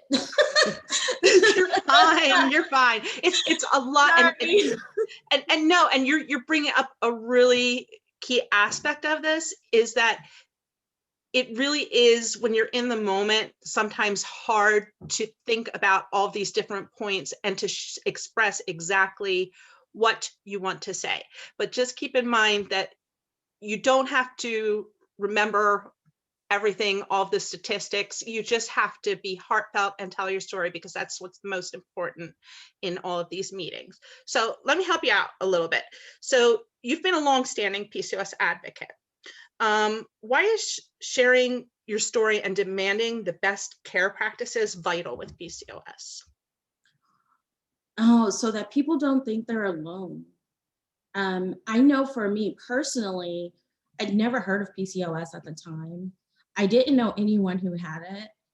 None of my female relatives suffered with PCOS, which is kind of weird because it usually exhibits in families. My sister doesn't have it. My mother doesn't have it. My aunts and cousins don't have it, or at least they don't know they have it, right? And I think the more we can get out there, the more awareness that we can bring to this issue, the better all women will be. You know, I've heard countless stories of women who don't find out until they're trying to have a kid, right? But they've had symptoms. So I think PCOS Challenge is unique. It's a wonderful organization and I love working with them because they're hitting that key advocacy point. We have to reach the right people who can help to make a change so that we can begin to collect more data. We can begin to look at patterns, whether it's through age, whether it's through race. I think the combination of those things can give us a better worldview, a more rounded perspective. And that is fantastic insight. And it's points like those that are really going to hit home with legislators. So thank you so much for sharing your experience and your voice in your story and your key points, because I think it's going to be very helpful to a lot of people.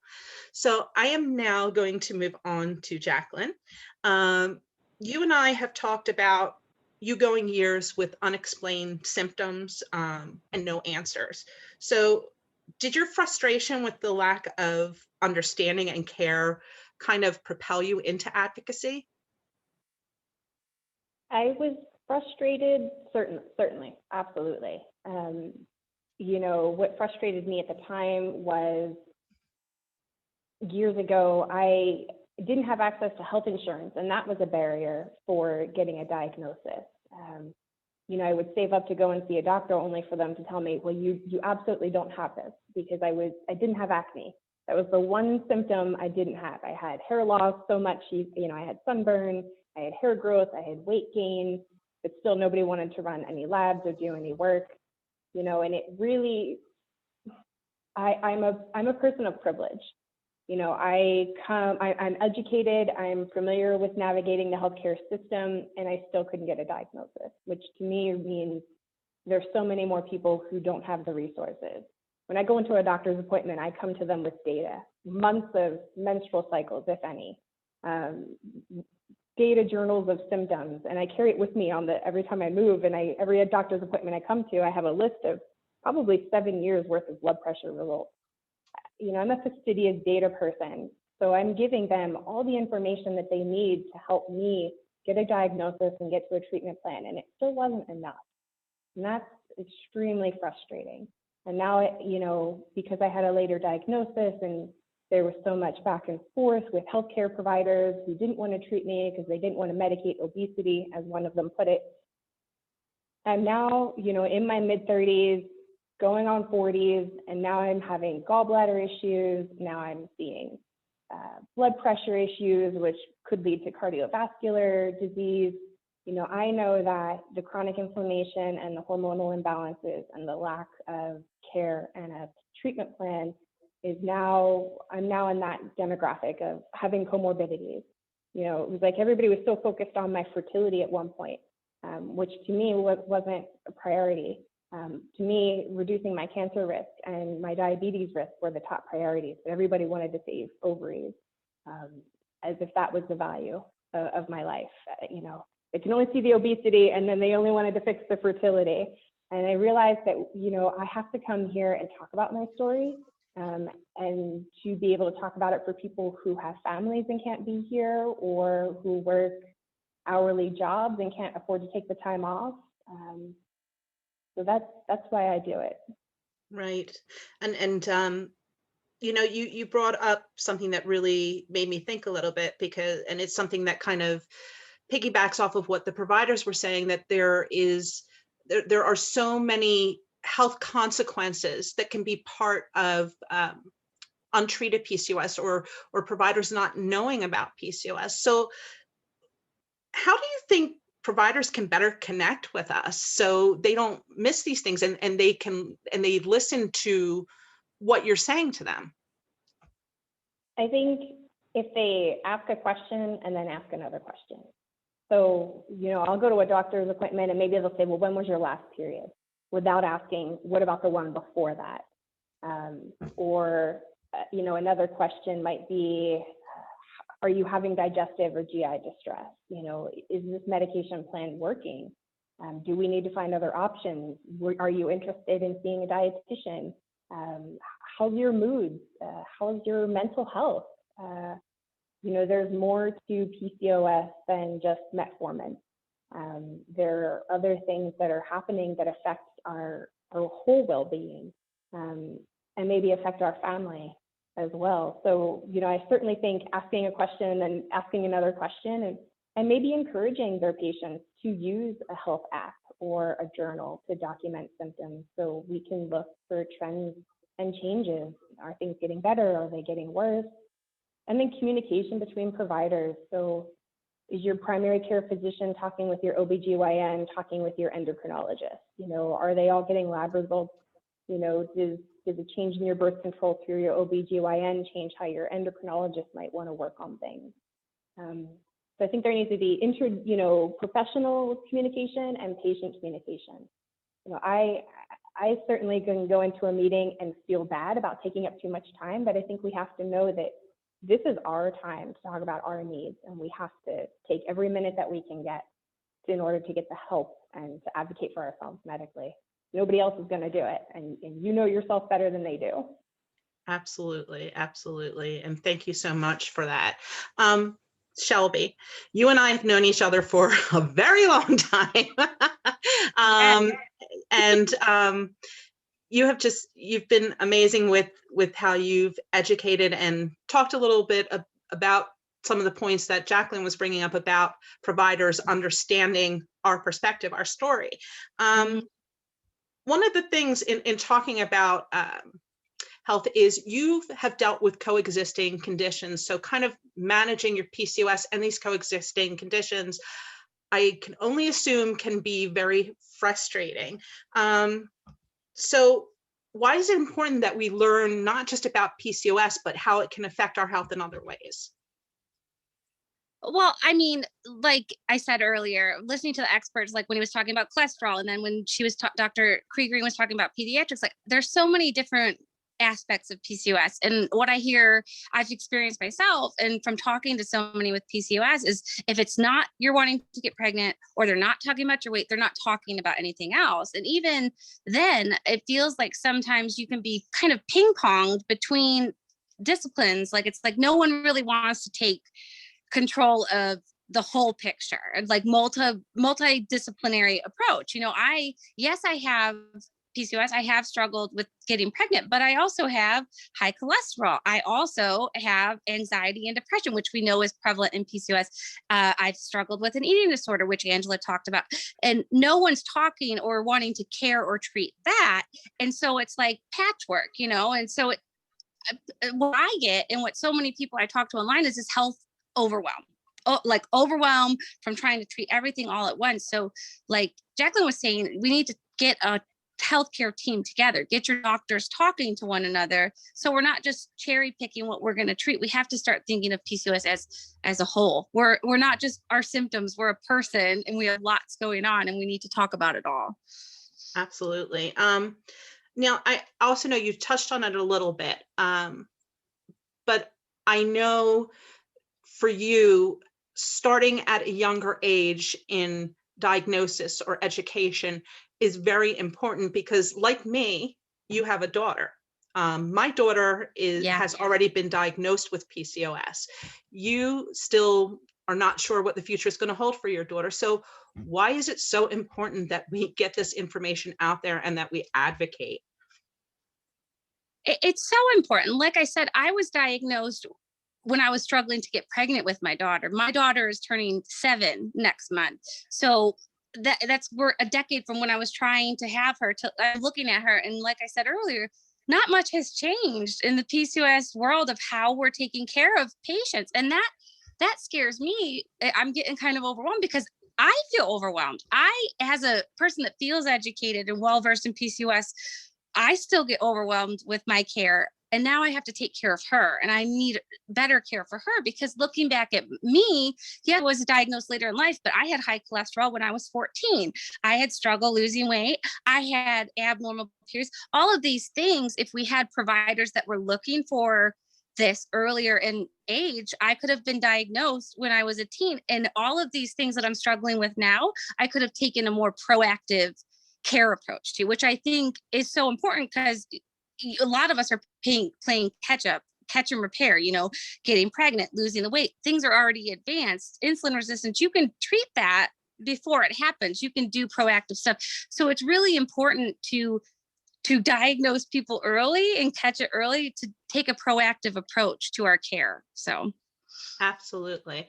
Okay, so I'm going to ask all of you this same question. And I know each of you have kind of touched on this a little bit, but why is Advocacy Day so important to all of you in sharing your voices, and why should people feel empowered and encouraged and ready to take this on?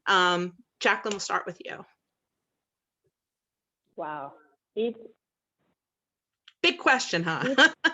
It's a great question, and it's hard to know where to start. The DC event last year was the last time I traveled, May 2020. It was the last thing that we could do. And I hesitated even going because of the COVID risk, but it was so important to me to be there for those who couldn't, or for those where it was a much higher risk. And it was great to go because it's one of the few times we can all be together as a community. And I think that's significant as well. We're all here for the same reason. It's like, our convention almost. We're here to advocate for ourselves, and we're here to learn, what's the latest in PCOS research, and to connect with other people who are patients or professionals involved in research or advocacy. It's a real bonding time. And it's one of the few times I take for myself to really promote and advocate for all who have PCOS. Awesome. That's great. How about you, Monica? So racial disparities in healthcare are a very real thing. So being a Black woman, advocacy from that perspective is very real. We need to be seen, we need to be heard, and people need to understand that we are also affected by the same diseases, some of the same conditions, etc. I think one of the biggest key things here is, if we don't advocate for us, no one else will, right? So having a day on the Hill to discuss these topics is extremely important, because it is the only way that we can begin to get more funding for research, the only way we can become a household name, if you will. I don't want to compare us to cancer, but we are predisposed to like 3 types of cancer when you have PCOS. So given the fact that our condition is a precursor to so many awful things, we can't be ignored. We're gonna come to you at some point, whether you catch it before it happens or whether you catch it after. Prevention is always better than correction. I absolutely love that statement. Prevention, prevention, prevention. And if we're given the proper resources, the proper research, the proper funding, then these are all things that perhaps can get answered and can help us prevent future health risk. And that's why it's so important for each and every one of us to share our story. Shelby, same question to you. Those were both great answers, so it's hard to follow up on that. But I would say it's so important for us to advocate and share our story, is because I remember feeling like I was the only person in the world that had PCOS. It was scary. It was overwhelming. And I didn't know anyone else that had PCOS until I started talking about it. And it was scary and it was hard. And I know it can feel like, oh my gosh, going to talk to Congress, like that's a big, but it is a big deal, but it's so powerful because when you tell your story, it gives someone else the power to tell their story. Like I've been advocating for a decade and I just reconnected with someone that I met in my very first Facebook group, the very first day that I created it. And we were talking about how life has changed so much, but she said, I got my diagnosis because you were brave enough to tell your story. So we have to advocate for ourselves. And Sasha has a better quote. I don't know the exact wording of it, but I remember when I had PCOS and I was like, why isn't anyone doing anything? And why isn't someone doing something and realize I am someone? So we have to be the people that make the change because no one else is going to do the advocating but us. So Absolutely, 100%. And it's funny because a lot of people say to me, I want to be an advocate. How do I be an advocate? And I ask them, have you told your story to anyone? And they say, yeah, I have. And I said, well, then you're an advocate, because sometimes it's that simple. Just sharing your story with one person or making one post about it is going to open up that conversation. I've been doing this now for over 21 years.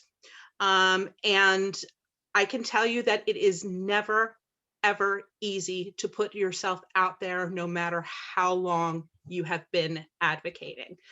The point is to just take a deep breath, know your story, know who you are, and know that you're empowering yourself and you're empowering others by sharing this story. Okay, so I asked all of you to prepare like 1 or 2 bullet points for what you're going to share with your legislators for PCOS Advocacy Day. So Jacqueline, let's go to you first again. What are your key points? And I know we've talked about all of these, but like if I gave you bullet points, what would they be? It would be that we're failing women, girls, and people with PCOS by, their constituents in their district by not addressing barriers to a diagnosis and adequate treatment, and that we're the burden of comorbidities and the cost of healthcare are contributing to a growing pay divide.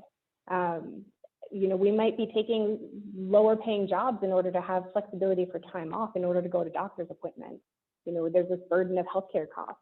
And that, third, we need research in order to learn more about PCOS, more about how it affects all of us differently, and treatments that are not just off-label for some other symptom or disease, and just throwing things at PCOS and hoping that it works for all of us. Right. How about you, Monica? Accessibility to healthcare, number one. And I think the second most important thing would be, this is a tough one. It is making sure that the medications a PCOS patient needs is a covered drug. I've gone through several types of legislation in my life where getting a birth control pill, you had to pay full price because it wasn't seen as medically necessary. I've been in other circumstances where they wouldn't pay for an ultrasound or insurance wouldn't cover because they didn't see PCOS as a main problem to dedicate those resources.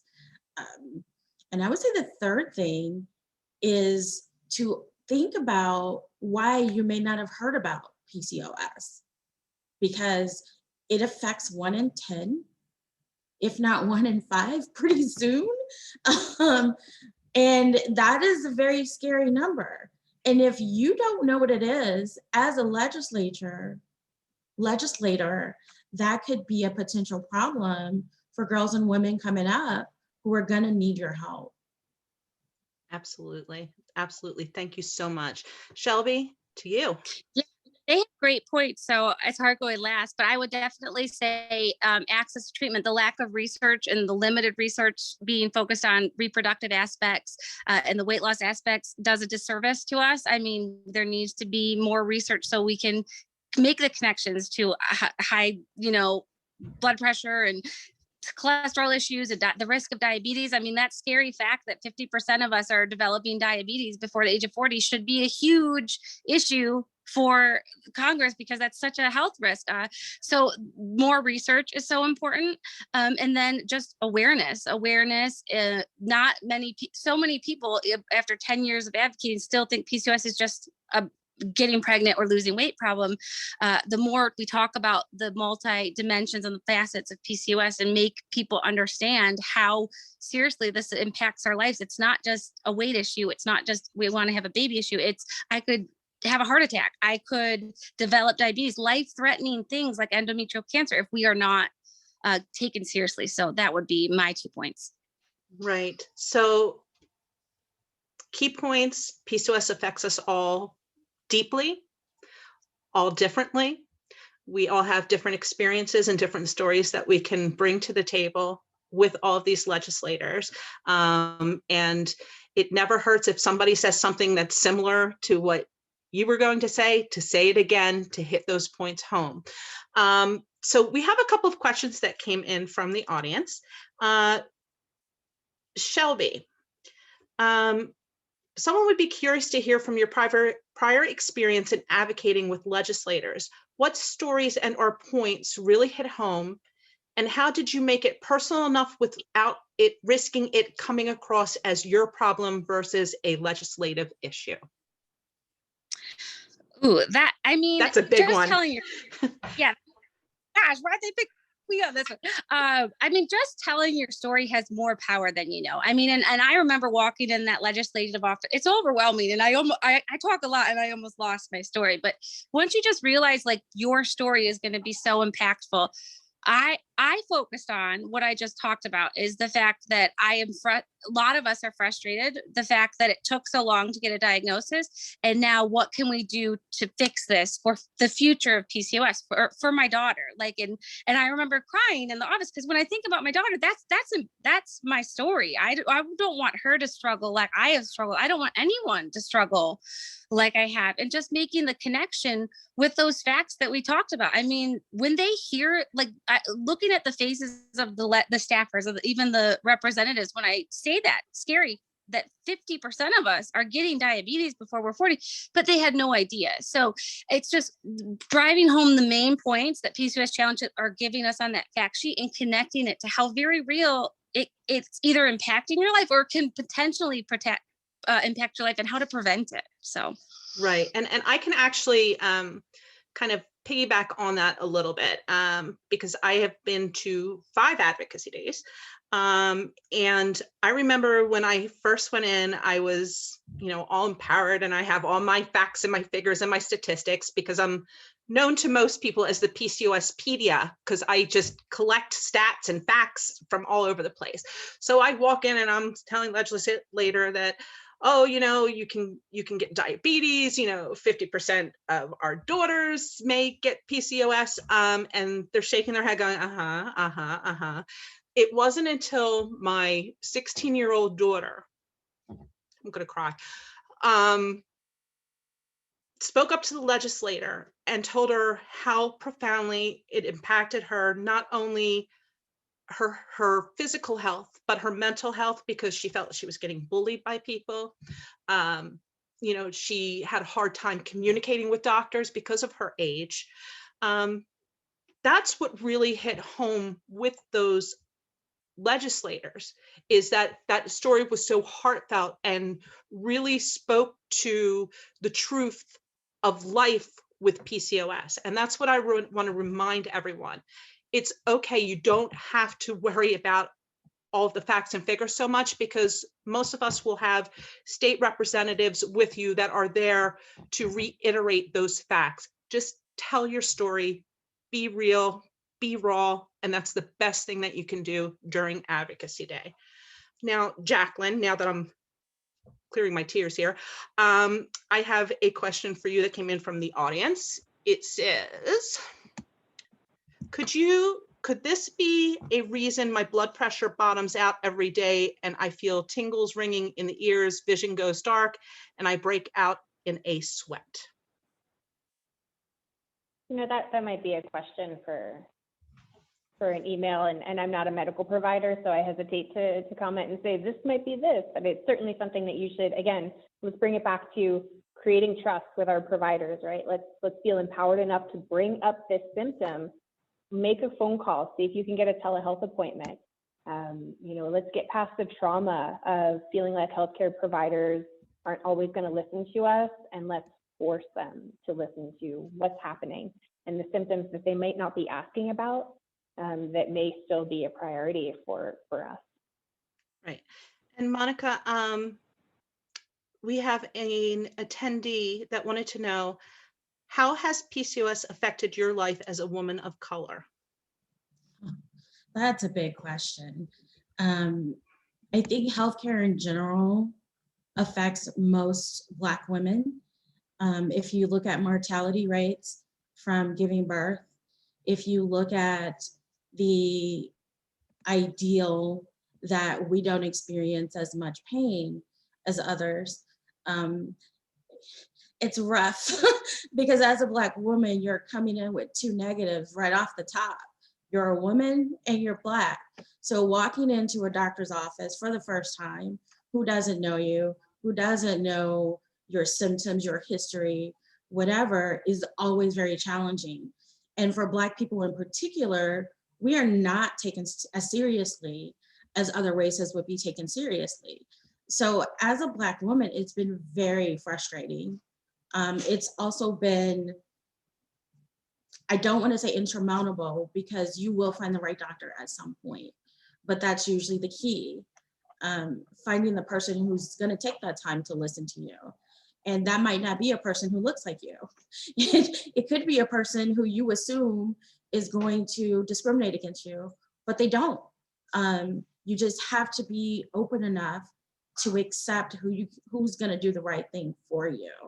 But yeah, I appreciate that question, because as a person of color, as a Black woman, it frightens me the amount of healthcare providers who just don't advocate for us. They don't believe us when we tell them what's wrong. And oftentimes we go to more doctors than anyone else because we're looking for that one doctor to say, I hear you, let's talk about this.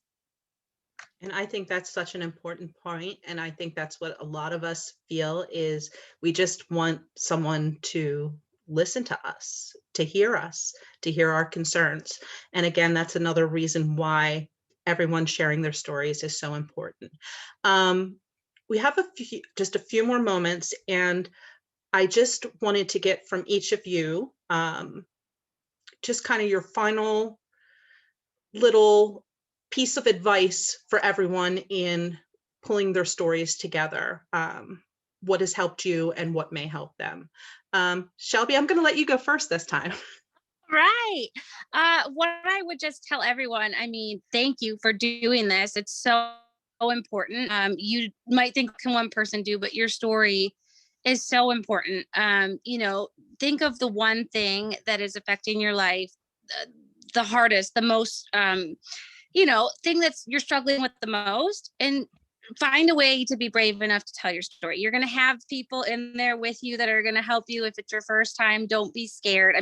It's overwhelming, but we're here to support you. There's going to be people to help you with the facts. So just know your story, know what the important, like Ashley said, you only have a little bit of time. So you want to make the most impact. Think about what's most important to you, what you want them to hear, and don't worry about, the facts and feeling alone, because you won't be alone. We're there for you. Awesome. Monica, real fast, because we have to wrap up. Yeah, quickly, don't think that your story is non-unique. Don't think that what you have to say doesn't matter. Everything that, we may overlap a bit, you'll see just from this panel, but there is something personal about your experience. And that is the experience that you want to get across to the legislators. That is what they're going to remember. Awesome. Thank you. Jacqueline? And to build off of what Dr. Williams said, building on the overlap of those stories to pivot and tell your unique story as well.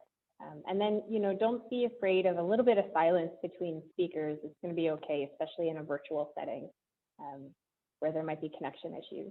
I think everybody's going to do great. We're all in it together. We are for sure. And that leads me to my final note. Thank you, all of you, for being truthful, for being heartfelt, for being supportive, and for being part of this and helping others see the power of sharing your story. I'm going to turn this back over to Sasha because we're going to jump into, I believe, a mock meeting, which all of you, I believe, are going to be helping out with. And thank you so much.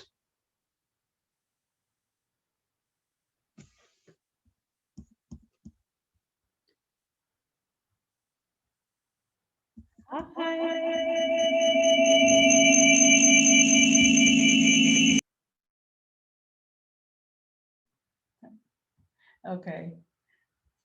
Can you hear me? Can everybody hear me now? Okay. All right, great. Thank you so much, panelists, for sharing your experiences and your heartfelt stories. And one of the things that I mentioned earlier is that we're really, really excited that there's so many healthcare providers. So we're also in the next session going to be speaking directly to healthcare providers about how you can be supportive of the patients in the meetings. This is so important. Your role is so important, and we're super excited that you have decided to join us. And we know doctors are busy. Many of us are very busy right now with this virtual life, but taking the time, taking a full day off, that signals that you're really dedicated, and it's our heartfelt thank you. Can you not hear me? It's our heartfelt thank you for you dedicating your time and expertise to PCOS patients. So for our next guest, I will be bringing on Martha Kramer. And thank you, Kate. Martha, hello. Hello. And Shelby, Jacqueline, thank you so much for participating on the panel, and Ashley, and we'll bring you back on a little bit shortly. So Martha Kramer is, one of the people, we can say she single-handedly helped get the PCOS legislative advocacy movement started. Martha was working in Representative David Scott's office about 5 years ago when PCOS Challenge first went to the Hill and reached out as constituents, because we're in the Atlanta area, and said, hey, we have this huge problem and we need an advocate on the Hill to help us solve. And Martha listened to us and helped us with strategy, and really was instrumental, and is still instrumental in getting much of what we're continuing to do done. So Martha, thank you so much for being here. Martha is currently a staffer in Rep. Blumenauer's office, and she's now on committee. So she's no longer leading the PCOS, your boss is not leading the PCOS effort, but you're still very supportive. But thank you so much for being here. Yes, and thank you so much for having me. I've enjoyed over the years getting to know a lot of you and participating, so thank you for letting me join you. As Sasha said, I'm a senior policy advisor for Representative Earl Blumenauer. He represents Oregon's 3rd Congressional District, so most of the Portland, Oregon area. While he's not a leader on PCOS like my former boss was, he is generous enough and supportive enough to give me the opportunity to help out where I can to push forward the priorities of PCOS Challenge. To which we're very grateful. But I wanted people to know the background of how everything got started, right? So we came to you, or came to your boss, David Scott. And so what was it about meeting with us that kind of opened your heart to prioritize this for your office? Well, I think the first thing was your passion. It was very clear that you really cared about this issue. And not only that you just cared, but that you did the research, you put in the work to learn what was important for me to know so that I could advocate to my boss. Because if I hadn't gotten to some of the background of the disease, the lack of support from the medical community and scientific community to do necessary research to support individuals with PCOS, I couldn't have convinced my boss to be interested in the first place.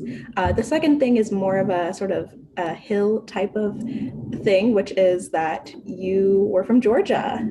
And that really helped because my previous boss represents the 13th Congressional District of Georgia. And so one thing that you'll find in your Hill meetings, if you haven't already noticed, is members of Congress really like people from where they're from. That's who they're meant to represent.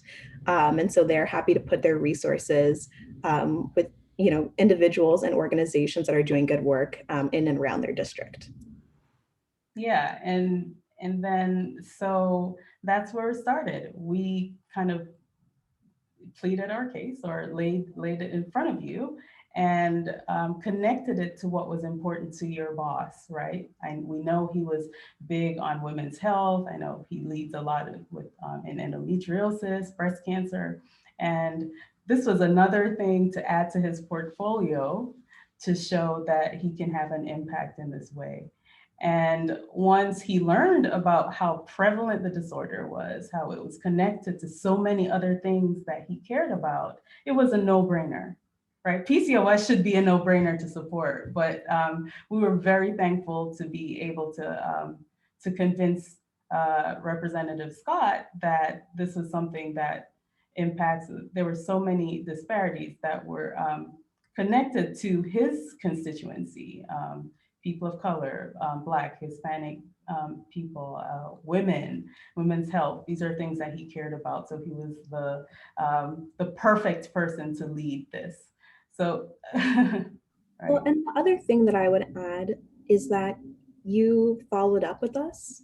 That's so important. So often we'll have meetings with individuals or groups, and we'll have a really great conversation during that meeting, but then I won't hear from them again until the next year. And it's really hard as a staffer to work with groups that don't do that follow-up because Congress gets really distracted by the news of the day. We love to chase the headlines, and which makes it hard to address issues like this that are under discussed, not as likely to be in the headlines.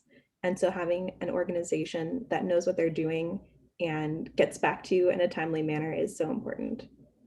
Yeah, I mean, when we came there, we said, this isn't going away. This is only getting worse. And we, PCOS Challenge, we're here to stay. And so you're not going to get rid of us that easily. So we went on the Hill, on Capitol Hill, and pretty much knocked on every single door in the House and the Senate. This is an issue that you need to pay attention to, and this is why. And then from that, we did the first briefing, the first congressional briefing, also led by David Scott. And you helped us to kind of to create this strategy, because what we decided, we needed a concentrated group, like some heavy hitters of advocates. We needed to form this caucus. We need a resolution. We need eventually a bill that's addressing all of the key issues in PCOS. But we had to start somewhere. And so we started with the resolution. So tell us about the resolution, what this is, and why it was really why we were able to get so much support. Yeah, so we were fortunate to partner with Senator Elizabeth Warren. So we drafted the resolution, and really the idea behind that was, as Sasha and William were going around talking to people about PCOS, there were many people who didn't know what it was, but there were also many people who really did. And so one way to build a base of support is to bring together the people who knew about it and care about it and think it's important, and also bring along those people who maybe didn't know about it, but realized how important it was once they got that education. And so a great way to get members of Congress engaged with an issue is to give them something to support. And so to spread awareness, we created a resolution to designate September as PCOS Awareness Month. And we were able to get, and I haven't looked at the number from the original, but there were more than 100 members of Congress who signed on. And many of those members, because they signed on to this resolution, they had their staff member talk to them about what PCOS was in order to get them to sign on to the resolution. Many became interested in joining the caucus. And members of Congress, one way to think about them is sort of, as I said, they chase headlines. They're very distractible, but once they learn about something and get interested in it, if you sort of get a hook in them, oftentimes they're happy to be led where you want them to go. And so by getting individuals supportive of the resolution, it's been much easier engaging them, because now they or their staff member know about PCOS. And so you don't necessarily have to sort of start from scratch every time you come to them to talk about other issues like appropriations requests or legislation.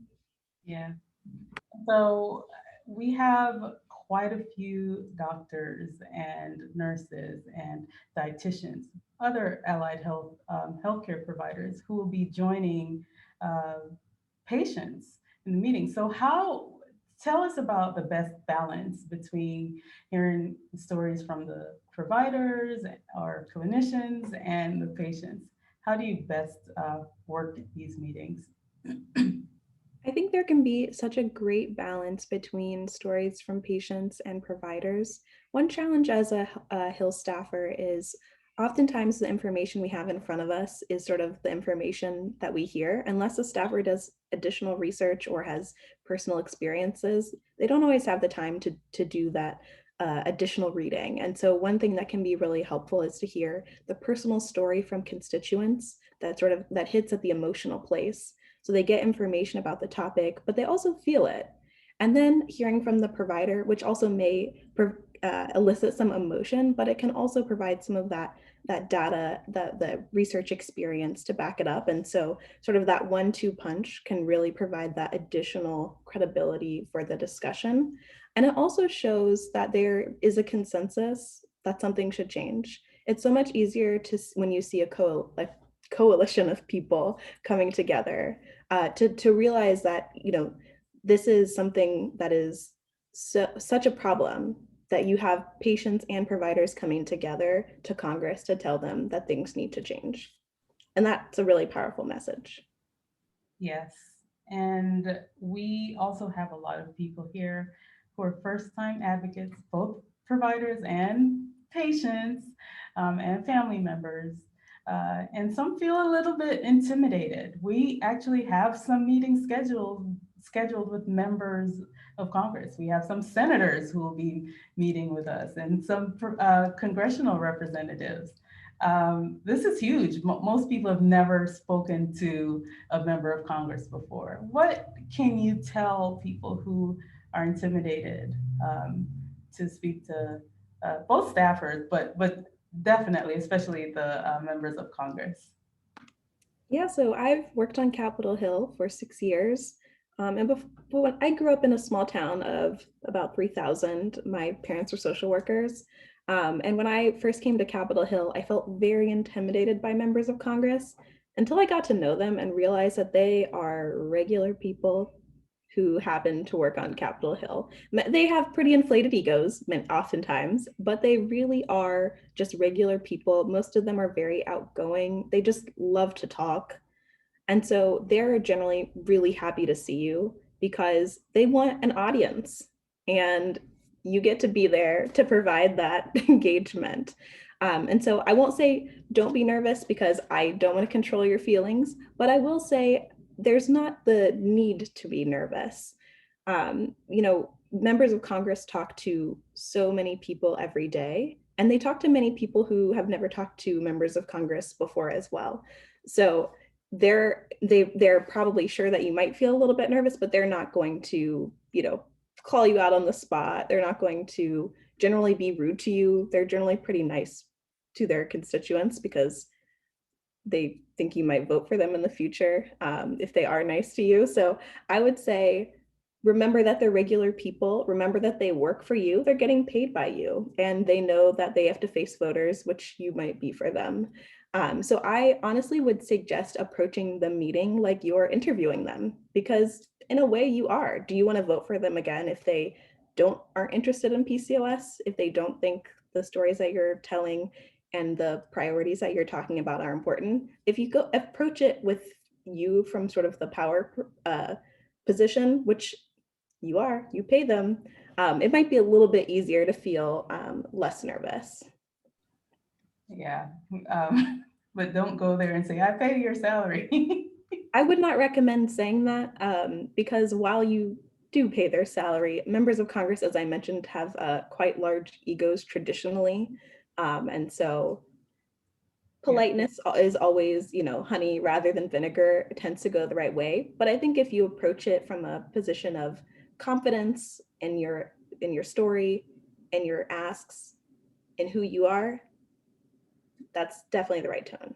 Yeah, well, speaking of, there's a lot going on politically. There's a lot going on just in Congress. And we're here to stay focused on our list of asks and focused on our topic.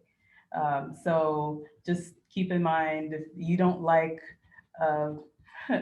somebody you're meeting with, it's not the time to really share that information.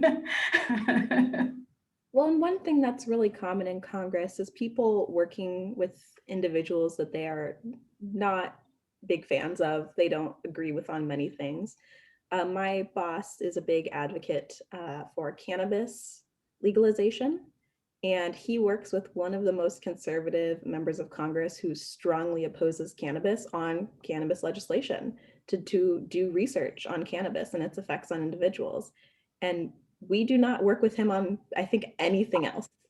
But we found that common ground, and we have respect for him as an individual, as a person. And that gives us the ability to work with them on something that could help a lot of people. Yes. Well, speaking of which, PCOS is a bipartisan or nonpartisan issue. And there was a question that came into the chat asking if we recognize that one party may be more supportive of this issue than another. That's always something to drive home. This is not a bipartisan issue. PCOS affects people across the entire spectrum of life. So that's and this is a pro-family issue as well. So there really isn't anything that we see that would encroach on anybody's values and by supporting PCOS. And this issue has been bipartisan from the start. So we've always worked with both Democrats and Republicans and been able to get support. I think it can be challenging in some offices because they prefer to not focus on individual diseases, and that's not partisan. That can be, that's kind of across the board. So that's generally the biggest challenge you may face in an office is those who say they don't focus on individual diseases. They prefer to just sort of broadly fund many diseases. With the resolution, we're not asking for money. We're asking you to say, this is something that's important, and this is something that needs more research.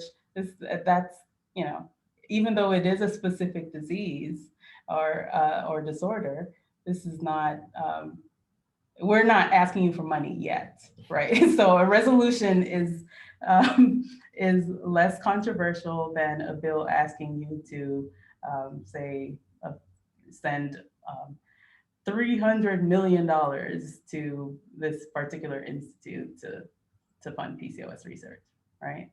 Which we will eventually have that ask, not necessarily that figure, but with a resolution, it's really supposed to be non-controversial, right? Yes, they should. And the appropriations report language, that doesn't come with a cost attached. And so it really is about getting that research, getting that recognition. And that's pretty easy for people to get behind. Yes. Okay. So, and I don't know if you've seen the appropriations, the language, the report language, Martha. If not, we'll send that over to you. But this year it's asking the NHLBI, NICHD, and NIDDK to investigate PCOS risk factors in connection with worse COVID risk factors, the cardiometabolic risk factors. I know COVID-19 is a huge priority this year. So what do you think about that strategy? I think that's a good strategy. One thing that makes this year challenging is that we have a new president. And so that always delays our process of getting funding the government. We normally start in February, but we're going to start in March or April. And one thing that can make appropriations requests a little bit more palatable, a little bit easier, is things that are urgent and timely. And as I think we're all aware, this pandemic is both urgent and timely. And as the research is showing, it may be with us for a while. And so research into how this disease affects different groups is really important. And there's been an acknowledgement across committees in Congress and in our agencies that knowing how the disease affects different populations is really valuable to combating the disease or virus. So I think that's a good strategy. I think that gives some opportunity to say that it's important today, because while COVID-19 will likely be with us for some time, we need to know information about it now. We can't wait. Yeah, thank you. So we're going to go into some mock meetings, and I would like someone from the audience, a provider who had never been a part of any kind of advocacy day, just to raise your hand in the chat. Let us know if you'd like to participate. So we'll just come on and do a few mock meetings.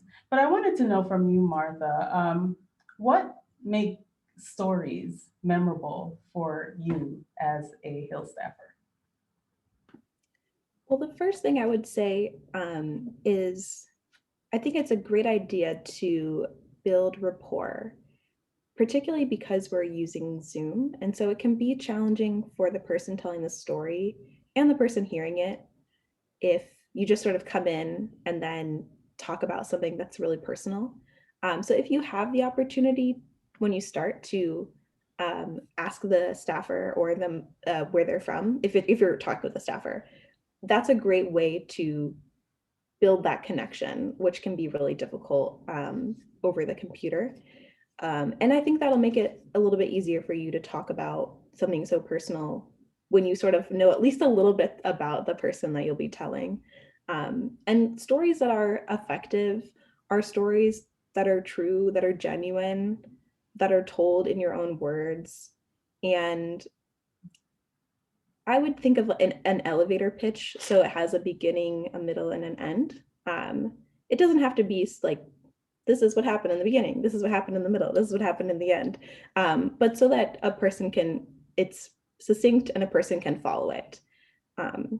So I think those are sort of the ingredients, because you know your story best. And I think I just deliver it in a way that's genuine, succinct, and understandable. Yes, especially in this virtual world. Some of the meetings will be over the phone. Some of them may be over Zoom. And many of us have Zoom fatigue, especially people, and Martha, tell me about that. So you meet with people all day, every day over Zoom or on a conference call. You as a representative, if we're meeting with you at 4 o'clock in the evening and you had maybe 10 meetings that day, what's the best approach there to kind of engage with you? Yeah, I think that ice breaking is really important because for me, I talk to a lot of people about a lot of different things and I love it. It's so great, but it can be hard to have that transition if it's someone that I don't know. So that's why I keep saying the icebreaker because when I've never met someone and I just talked to like 5 other groups before this meeting, and I'm like, which group am I meeting with? Can it's helpful to have that moment to sort of reset and remember that the people, across the technology are other people. So that would be my advice. It shouldn't be long and shouldn't be, super in depth, but just enough to sort of build a brief connection, I think is really important. Many staffers are not, don't have great like phone voices. And so they may not sound super engaged. That doesn't mean that they're not engaged, but I have observed that some of my friends and colleagues sound a little bit just kind of bored, even though I know that they're not, or maybe they are, but no, I know that they're not bored, but that's just their voice. So don't be intimidated if you're on a call and the person doesn't sound as engaged. The other thing is people will often, it's very common to mute because our bosses are very bad at that. So staffers tend to be quite conscious of muting themselves when they're on a call. So it may be that you talk for sort of you feel like you're doing a long monologue without them interjecting. And that's because we're kind of trained to wait until a person stops speaking before we interject. So it may be that they're not sort of jumping into the conversation because they want to wait for a break in the conversation. Yeah, really great points. So yeah, I'd love to pull on some folks on here for mock meeting. In fact, I think I will have one of our former panelists, Dr. Wild, and there's Emma Kay from the audience who wanted to join as a mock meeting participant. So let's get Emma. I have a couple pieces of advice I wanted to add before the mock meeting, if you don't. Sure. Yeah, we just get them set up. So I just had a couple things to note. So I did mention breaking the ice, so actually asking someone where they're from. But before even the meeting starts, it's very helpful to just read the bio or Wikipedia page of the member that you're going to speak with or their staffer. Because one thing that's really hard for me as a staffer is if someone comes to meet with my boss or with me and they don't know anything about him and they sort of don't know how to tailor the discussion to things about my boss. So my boss has been a co-sponsor of the resolution since I worked for him. And so if you don't know whether they've co-sponsored the resolution and they might be a little confused. So that's a great opportunity to say, thank you so much for having co-sponsored the resolution in the past. We would really appreciate if you could do it again this year. Would you be willing to? That's a great way to build that relationship because it shows that you appreciate the work they've done in the past and that it's important for them to continue that work.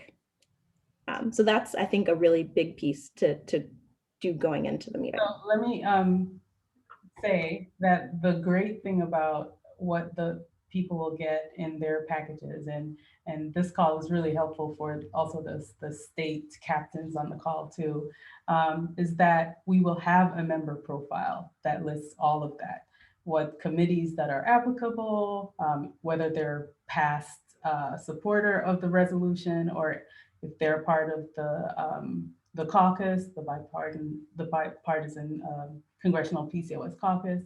So yeah, this is information that over the next week until next Thursday, you will have available to kind of prepare you beforehand for your meeting. So, we always thank the members thank the staffers who are really doing the work behind the scenes.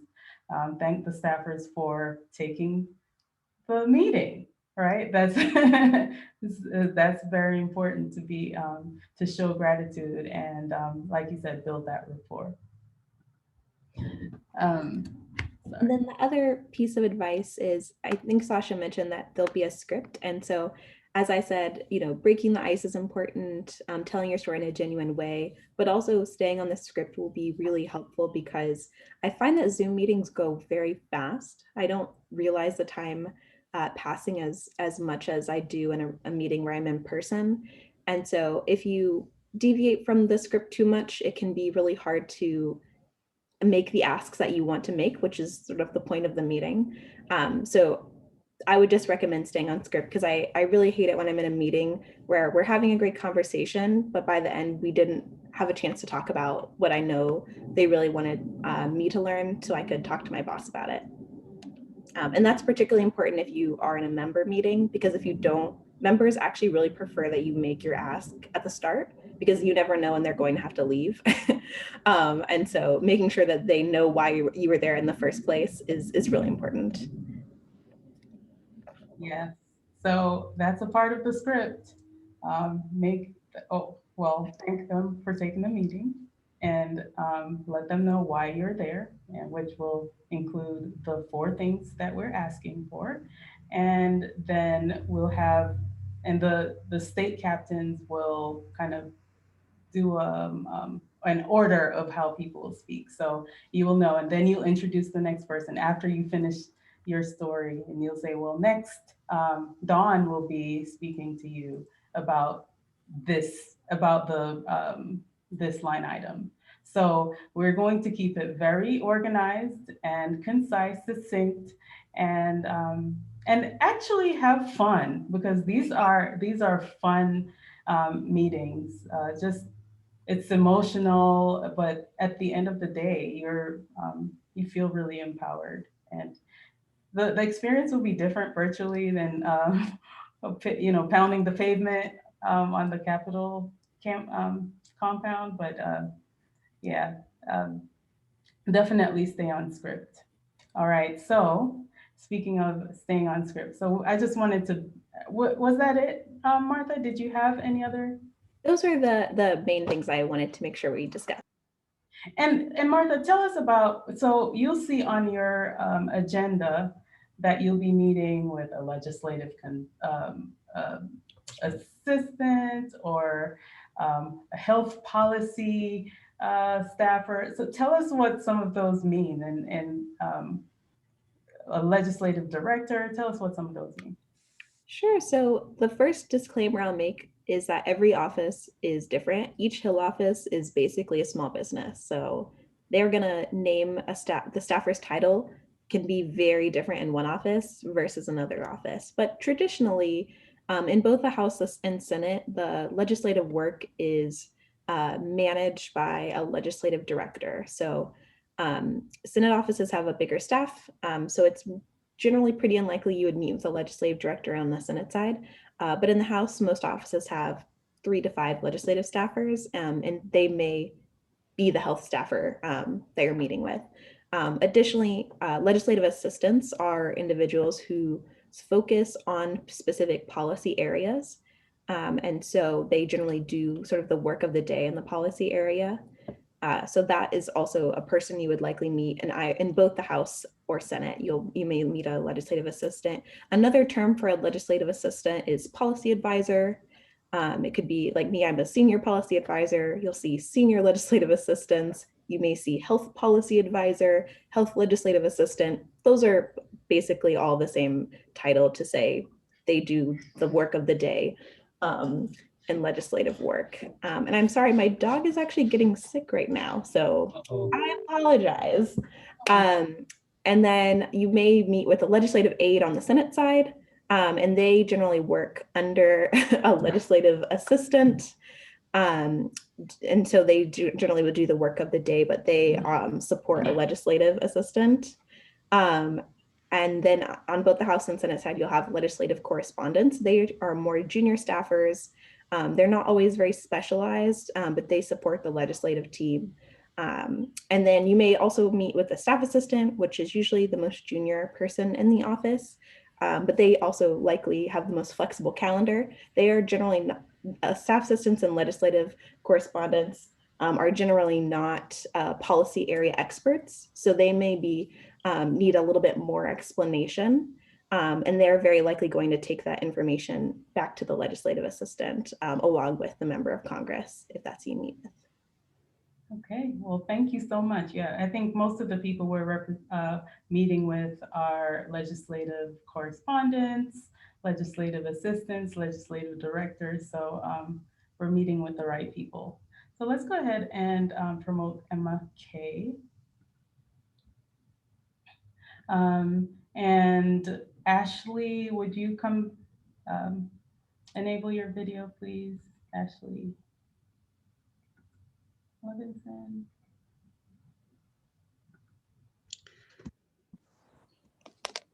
Okay. You have to add my video, Sasha. Okay. Alrighty. So Hi. Hello. Hi. Hello, Emma. Hi. Oh my gosh, hold on. Okay, there we go. More prepared. I was not prepared for this, but I like to throw myself into the shark's water. So great. I love it. That's what most of us are doing, right? That's what most yeah. Yeah. And so Ashley, you're the leader of this group because you're the state captain, and your team, you have a team of, let's just have 2 people for this, 2 other additional people. So we have Emma and we have Dr. Wild. Emma, are you a PCOS patient, a provider? A provider. Okay, all right. So let's bring Monica Williams back on as well, and for this round. All right. So Ashley, you have the script, right? I do. I am ready. I am scripted and I am ready. Sasha, are we routinely working in pairs? You're working in, your delegation might be 1 person with the state captain, and the California delegation is over 20 something people. So But I mean, from our point of view, it's usually a patient and a provider. so if you're a provider, we will pair you, we'll put you with a patient. But it's like the 2 always together, right? Not always at the same time. We may pull you to go to, I think you're the only one representing Oklahoma. So after you've done all your Oklahoma meetings, we may pull you to go with someone who's representing Wyoming or another state, a patient usually. Okay, so I'm going to turn off my video, and Ashley, you can take it from here. Thank you so much. Hello, Martha. My name is Ashley Levinson, and I am the state captain representing constituents from your state here today. We thank you for taking time to meet with us on behalf of Congressman Earl Blumenauer. We are here representing PCOS Challenge, the National Polycystic Ovary Syndrome Association for PCOS Advocacy Day. So it is very nice to meet you, and thank you so much for your time.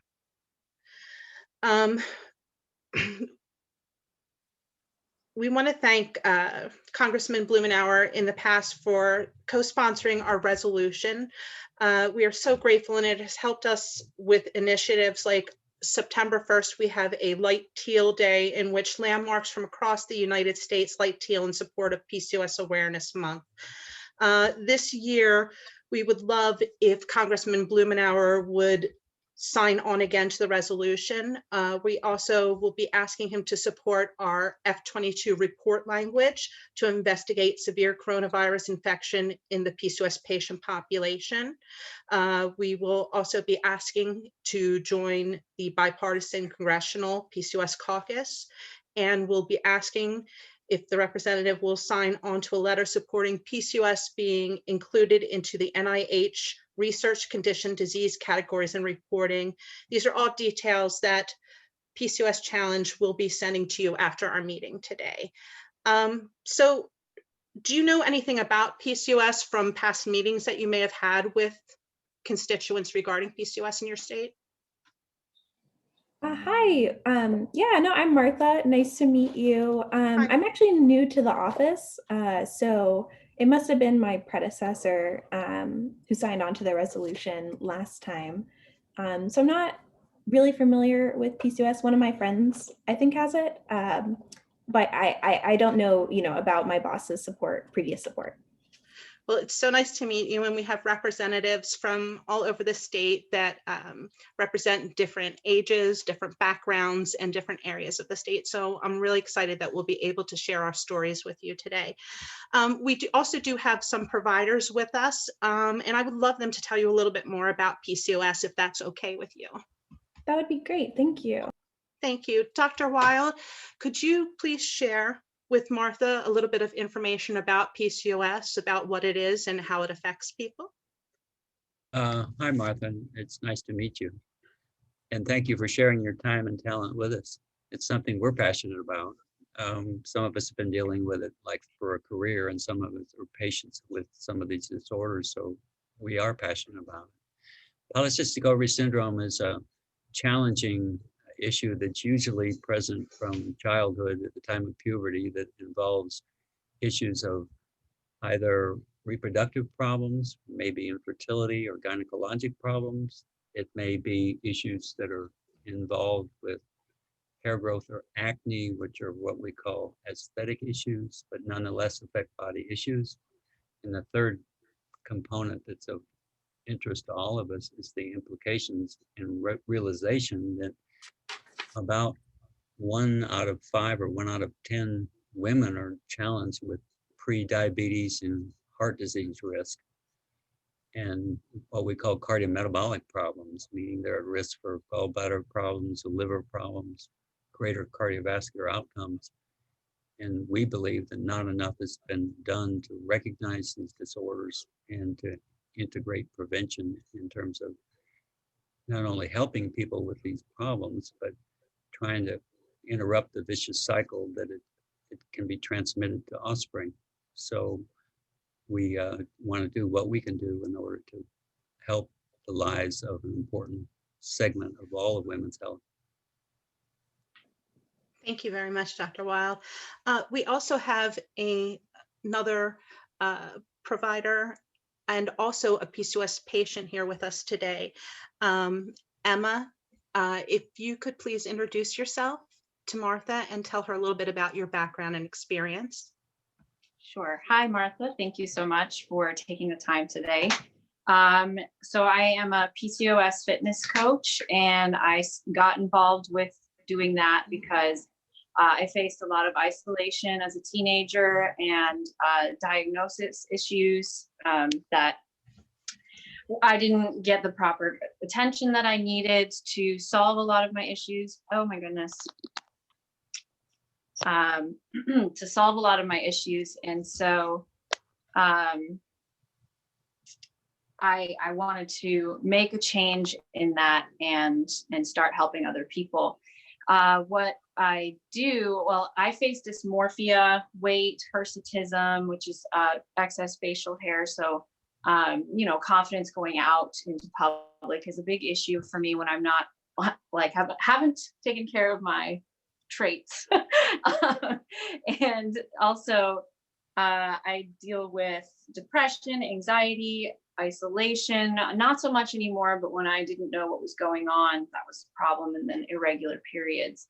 I became a provider because I felt this pain, and I'm very empathetic. So I felt this pain, and I felt the need to reach out and be of assistance to others. And my patients or my clients face things like isolation, body dysmorphia, depression, anxiety, the inability to really focus on their own work because of their PCOS. They're constantly having to go to the bathroom or not feeling confident in public.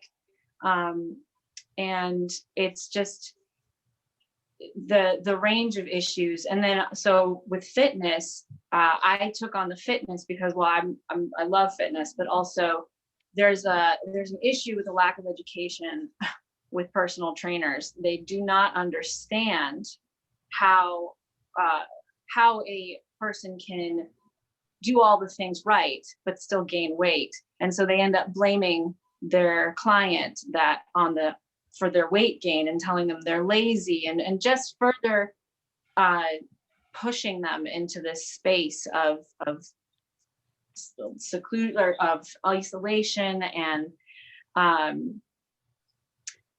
so I wanted to fill that gap, but there's still, as a patient as well and as a provider, there's still a huge amount of support that needs to happen. Resources, a consistent resource for people that they know they can go to instead of constantly drawing information from random places. There's no set place for information, and just much more research needs to be done into fitness for PCOS, nutrition for PCOS, and other conditions that it affects. Thank you for sharing that. You mentioned that you faced a lot of isolation, and many of your clients do. Has COVID-19 made that worse or more challenging? Yes. For me personally, no, because I've been connecting with a lot of people, but I know that for a few of my clients, not being able to have meetings with people in person that have the same issue, not being able to see their doctors in person sometimes, because if they have the doctor that is actually supporting them well, that extra support carries them a long way. So I would say definitely. I'd say, as a person who takes care of patients with these conditions all the time, it really has impinged. It's made it difficult. We work in trying to outreach rural areas that are difficult to come in to make the true diagnosis. It's really important in person. Try to do what we can do for telemedicine. Many of our patients have what we call the metabolic syndrome. And metabolic syndrome, which is the kind of what we call the cardiometabolic risk for prediabetes and heart disease, makes people very prone to problems with COVID. You might realize that a lot of people that have obesity, they have these cardiometabolic problems. And as you know, that's one of the big risk factors for mortality with COVID. So we're concerned about their cardiometabolic health, what that means in the long run, what to do about it. On the other hand, we know that it's a lifelong condition, and we know the education is a big part of what's going on. And we have so many research questions in so many ways. We need support from federal supports like the NIH to figure out how to answer some of these questions. Yeah, I was actually going to ask about that, because it seems like this is pretty serious. It has a lot of different components to it. And I'm just learning about this, but it seems like there should be a lot more information about something that has the symptoms that you all talked about. Well, if we begin to think about the three pillars of what she just mentioned, which is, the hair growth concern or acne and image that goes with it, the challenge which we've had at a tender time in our life when it's hard, that's tough. And the menstrual regularity or the fertility issues are important, or the long-term cardiovascular risk. Those three pillars we tend to need to address at different times in a person's life. And it's an entire lifetime issue. And think about it, the research about how to handle each of those things at their time in life can be very challenging.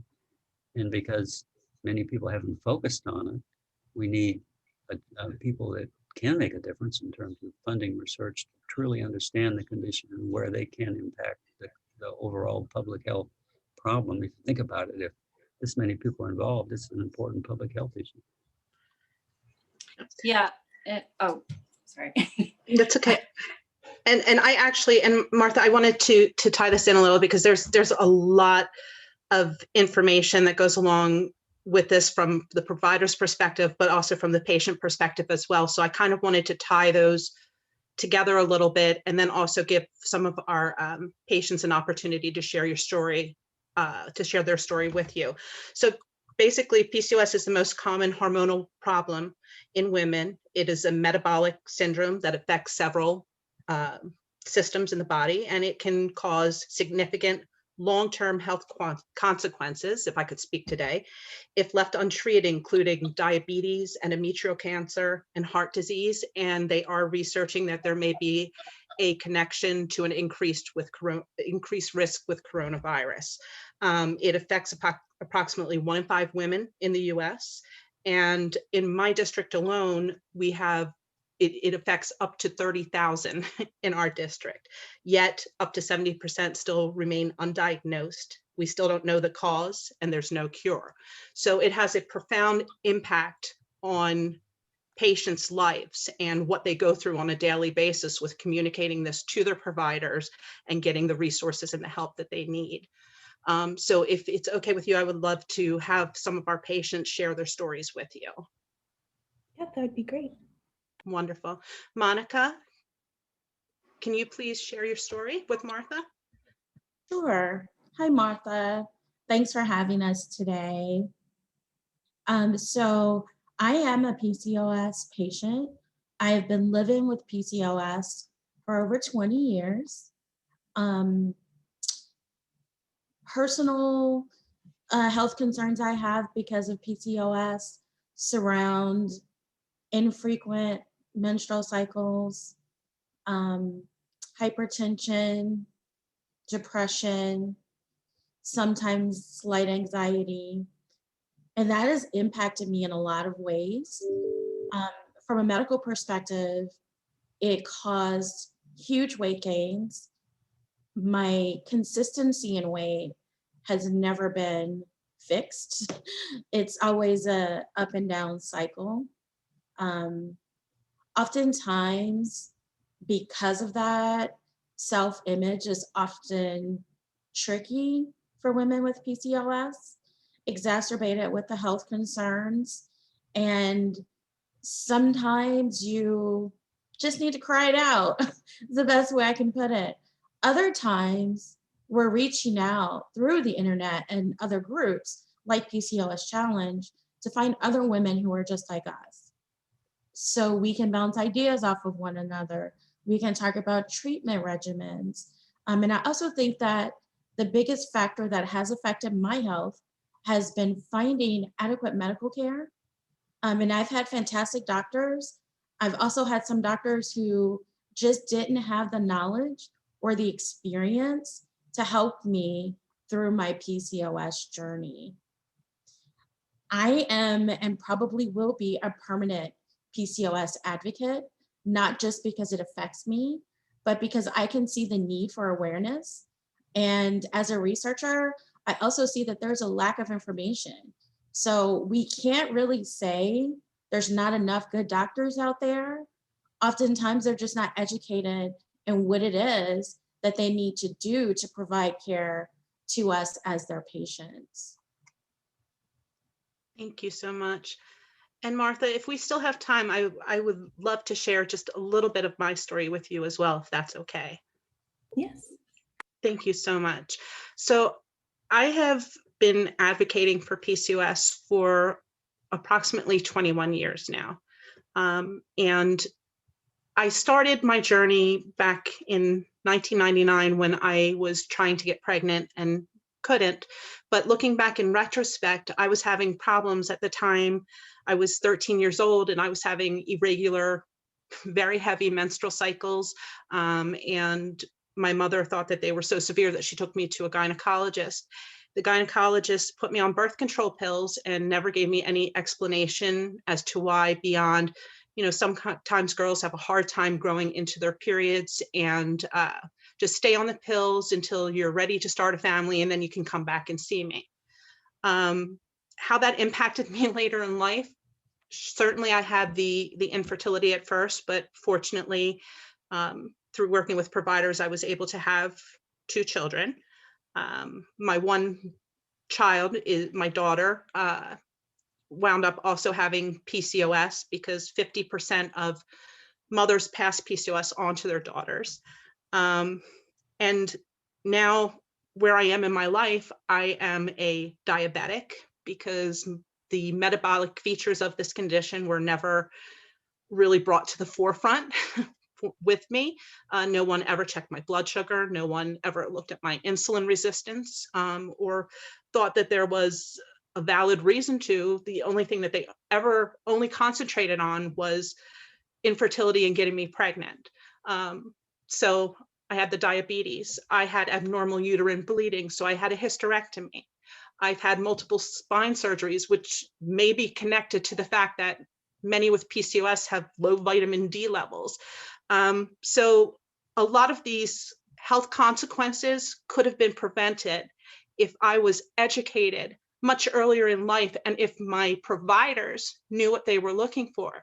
But without research, without education, without awareness, this is never going to change, which is why we're here asking for your support today in changing this.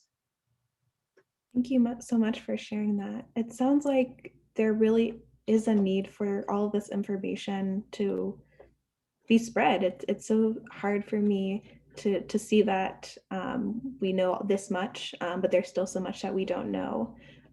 Is there things, I think you mentioned at the beginning, some things that my boss could do to help? So if you could send me that, that would be really helpful. And, you know, since my boss is on the co-sponsor of the resolution before, he probably would again, you know, I have to look at it, but he probably would again. And yeah, your stories were just really impactful. So I will take a look at that and chat with my boss. And then, yeah, we'll hopefully be able to sign on. That's wonderful. Again, we will provide you with additional information regarding the asks that we had at the beginning of the meeting. We will also be providing more information on how PCOS impacts patients.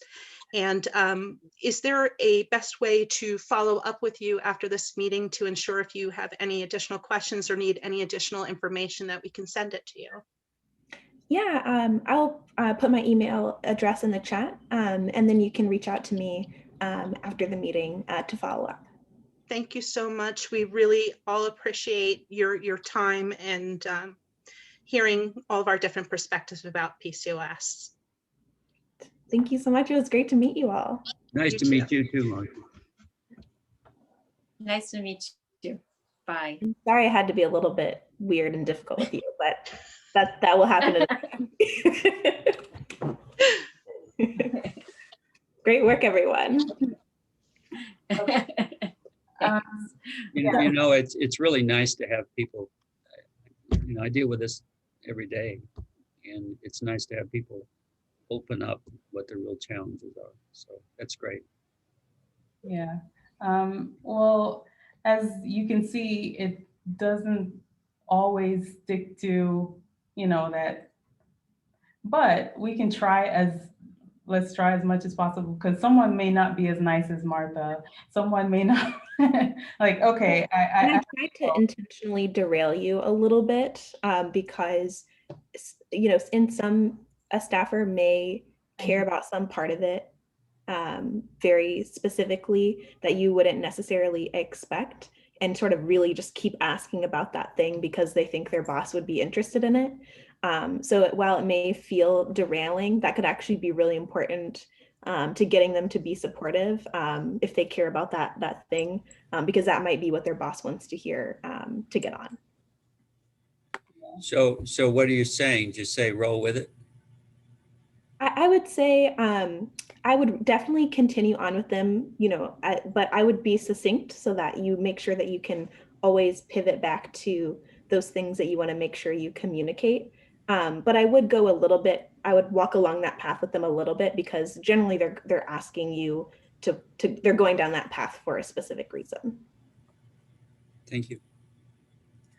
Thank you, Martha. I know. Do you have a couple more minutes that you can spend with us, or you have to run?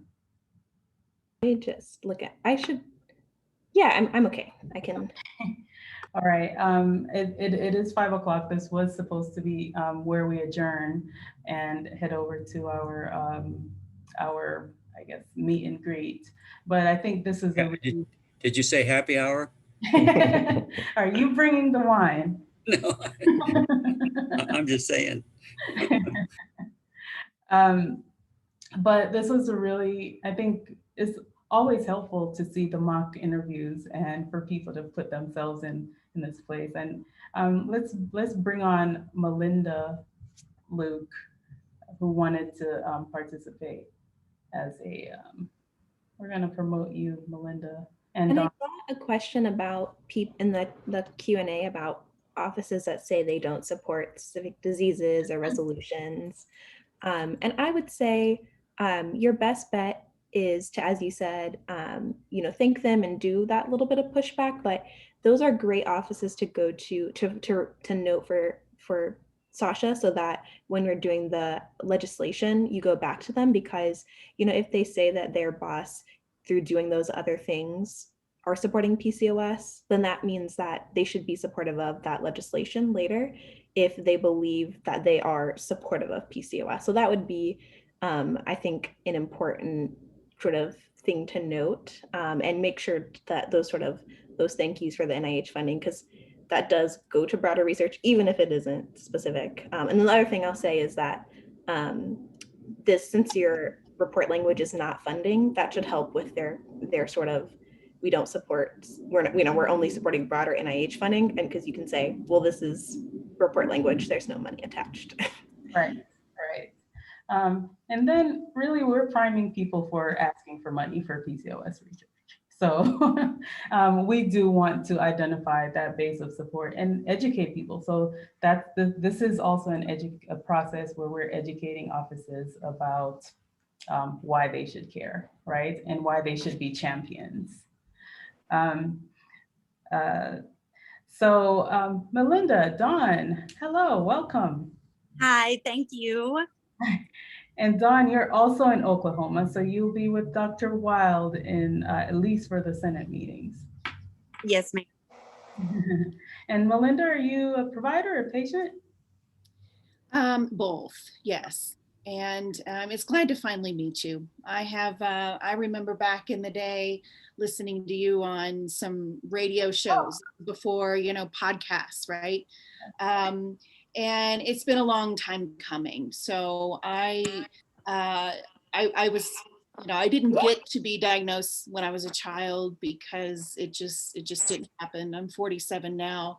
But when I was finally diagnosed at 30, I have wanted to advocate for other women since then. And it's taken me a long time to realize why did I choose to just, it's like a calling for me. I mean, it has always been so passionate from the time that I was diagnosed. And I think, looking back as a child and knowing that even though I was never given a diagnosis, I knew that I had medical issues. For me, because of having severely high cholesterol, I wasn't able to, actually my doctors wouldn't even put me on birth control because my cholesterol was so high. And, so and just with certain foods and I was just always very, very aware of my body.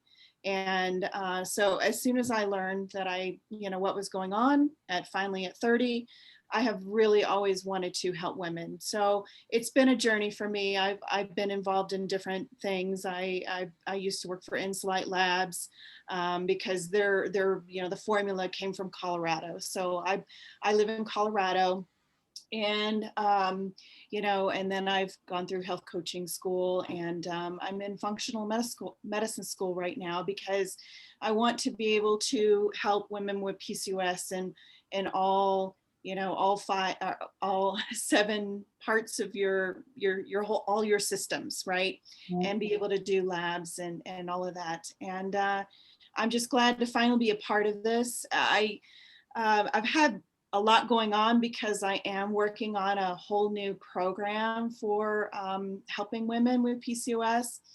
And there's so much that I do know, and I actually, Ashley, I'm gonna email you. There was something research stuff that since you seem to know a lot, I wanted to chat with you about, But as far as me just giving a 2.5 minute, I've still been struggling to figure out. It's really hard. And you know what? And I actually, there are a couple of people who are in the audience as well that I wanted to see if they wanted to come on.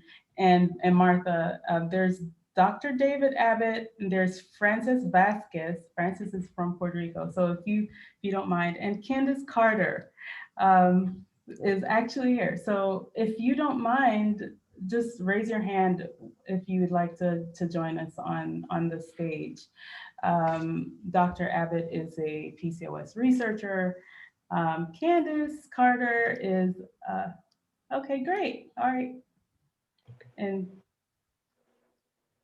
okay, yeah, so I just wanted, so I asked Frances because she'll be speaking with Representative Gonzalez Colon in person and she is a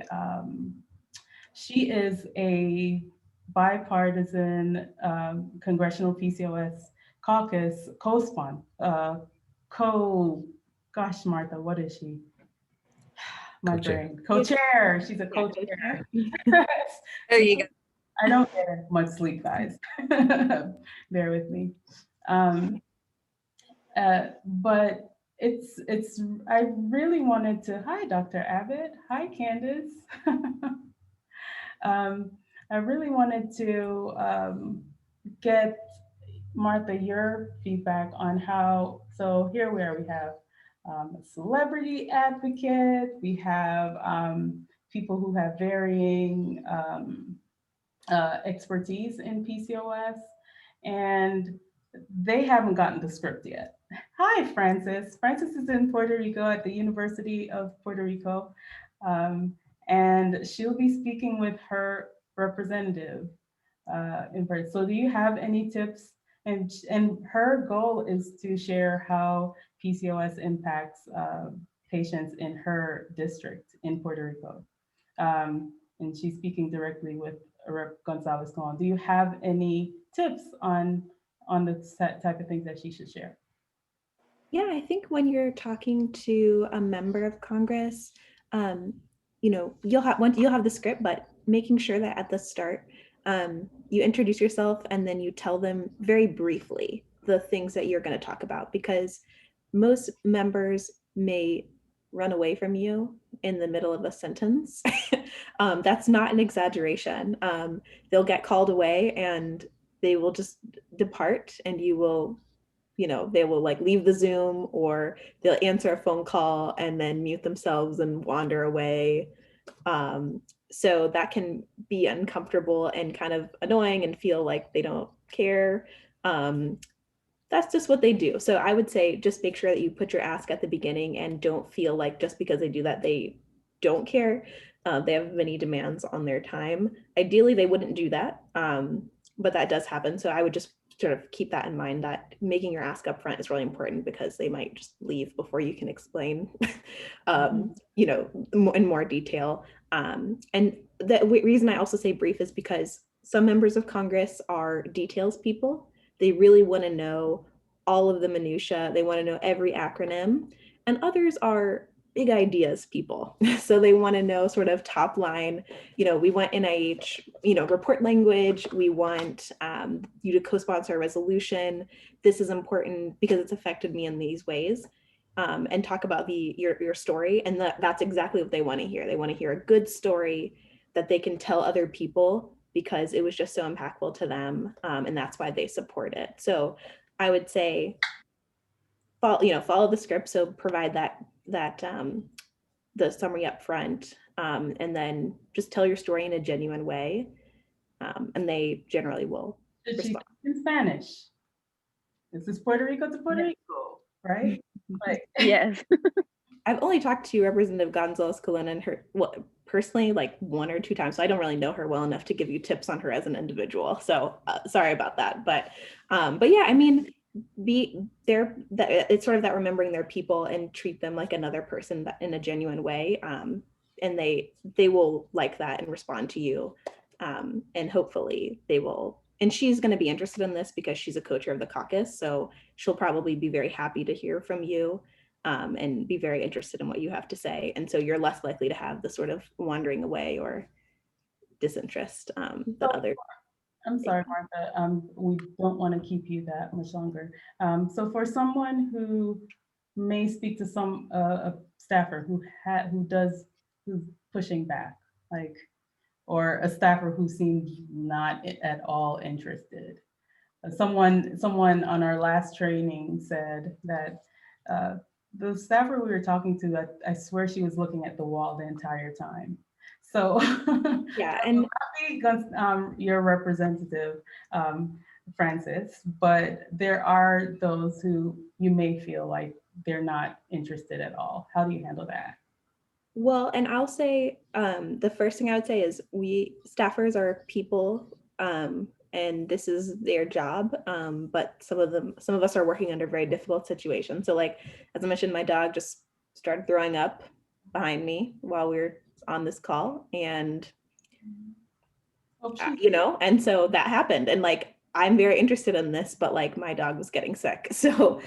Sometimes that happens. And so I would just, for some people, they may be distracted. You may see them on their phone because their boss or, their supervisor is calling or texting them about something. So I would just remember that while sometimes it may seem like they're not as interested, it may actually just be that they're just busy and a human being that's sort of dealing with competing priorities. But for people who do seem disinterested, sometimes your best bet really is to just keep to the script, because at the end of the day, they're representing their boss who is elected by people. And so if you make clear what your asks are and follow up and they don't do the right thing, that's going to reflect badly on their boss, not just on them as the individual, because they're there as doing the work for their boss. So I would say, don't lose heart, because that one individual may not, their disinterest in the meeting doesn't mean they won't co-sponsor, because at the end of the day, they don't make the decision. Their boss makes the decision. Their legislative director makes the decision. And then the last thing I would say is, like, for people who are just like pushing back and just like rude or not interested, sometimes there are just offices that are like that. And I don't take it personally, because they're not doing that because it's you. They're not doing it because it's PCOS necessarily. It's just like their office is not interested in being nice to constituents. I never understood that because we're public servants and we're doing this work for you, but just don't take that personally. It's not, that type of behavior is not about you. That is about the office or that individual staffer. Yes, agreed. Thank you so much. I really wished we had more time.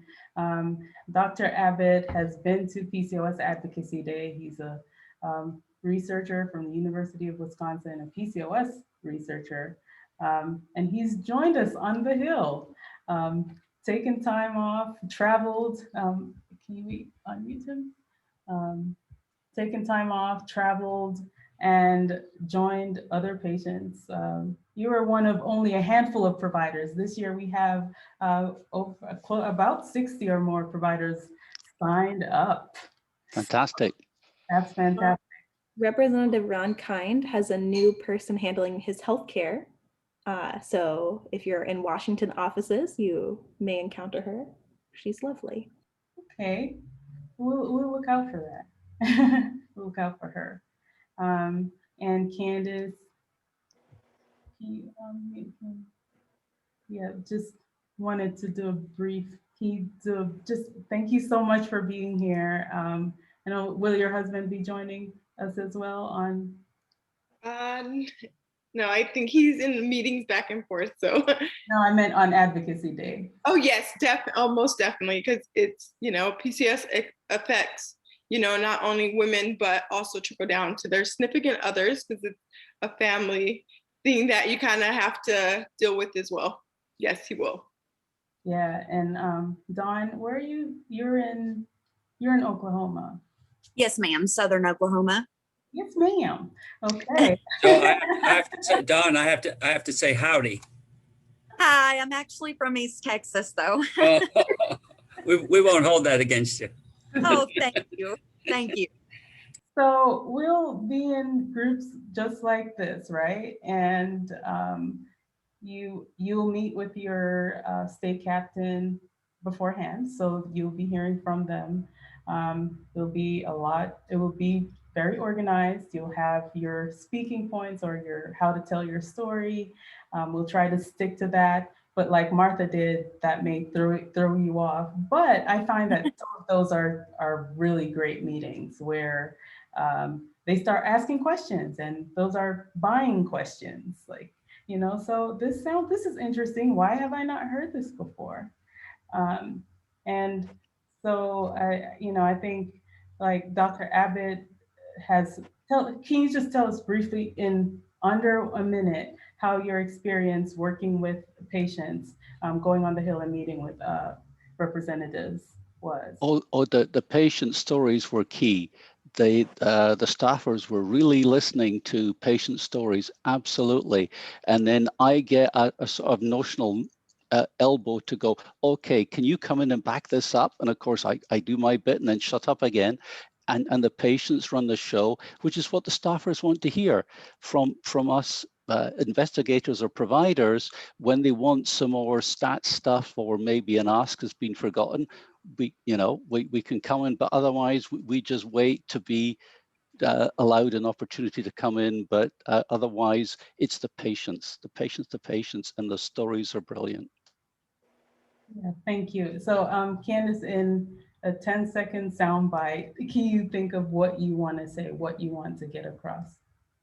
My main thing that I want to get across is, from my experience, the lack of education and have to go to multiple doctors to be heard.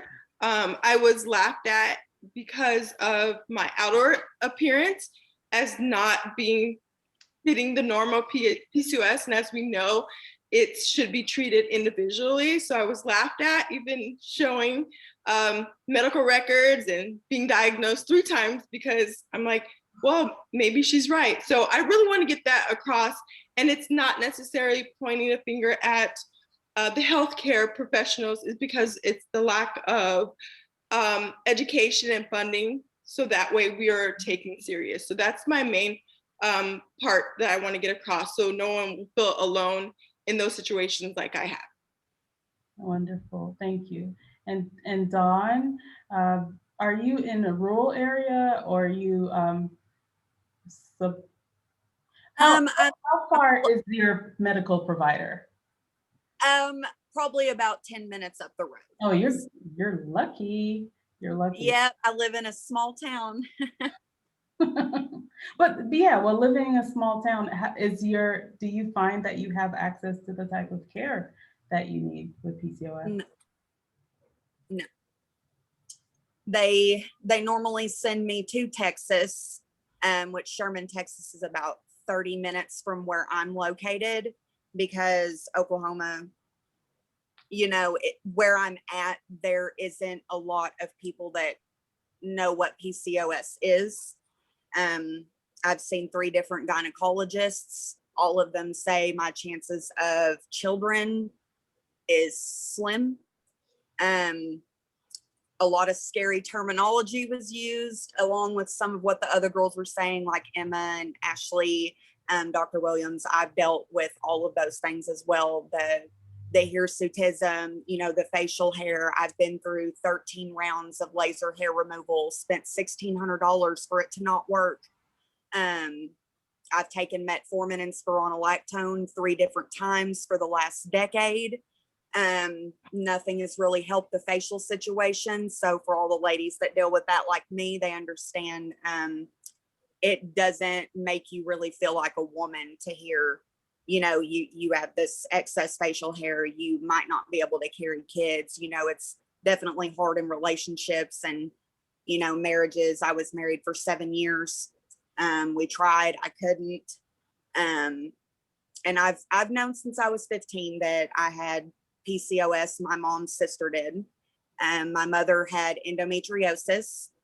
Although I was never taken to a doctor, I didn't know until 19 when I actually got diagnosed on a military base by a naval doctor. that I had polycystic ovarian syndrome. And I didn't know how to take care of it. I wasn't, put on birth control as a kid. I wasn't, taken to the doctor. My first menstrual cycle, I was 15 and it was 26 days long. I was sick. Still, after that, it was almost a year before I had another cycle. And then it would go 3 to 4 months. And then it goes to where now if I don't take birth control, I don't have a cycle. So it's definitely, it's a very hard situation to deal with, along with how they said about the weight loss. Metformin made me very sick. I would throw up, be in and out of the bathroom. They had a recall on it, so I had to do it all over again to get it back in my system.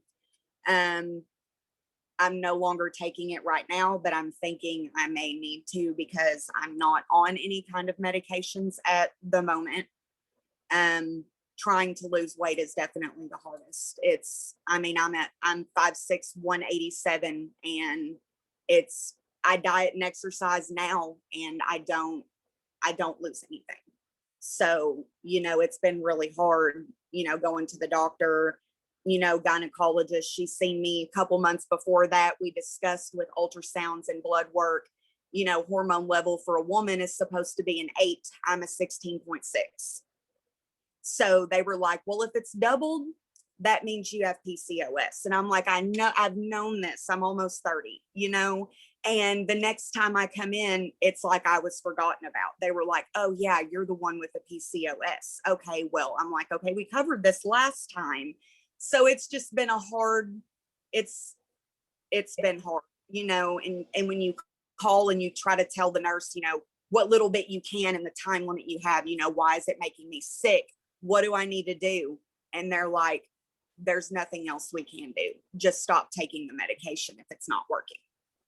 So currently I'm unmedicated, and that's the worst way to go about it. Definitely the issues with bulimia, I did suffer that for 2 years from the age of 16 to 18. I was 115 pounds. I do deal with body dysmorphia until this day. I'm not confident in any aspect. So I want all the women that deal with this as well to feel like they can be heard and that they're not alone.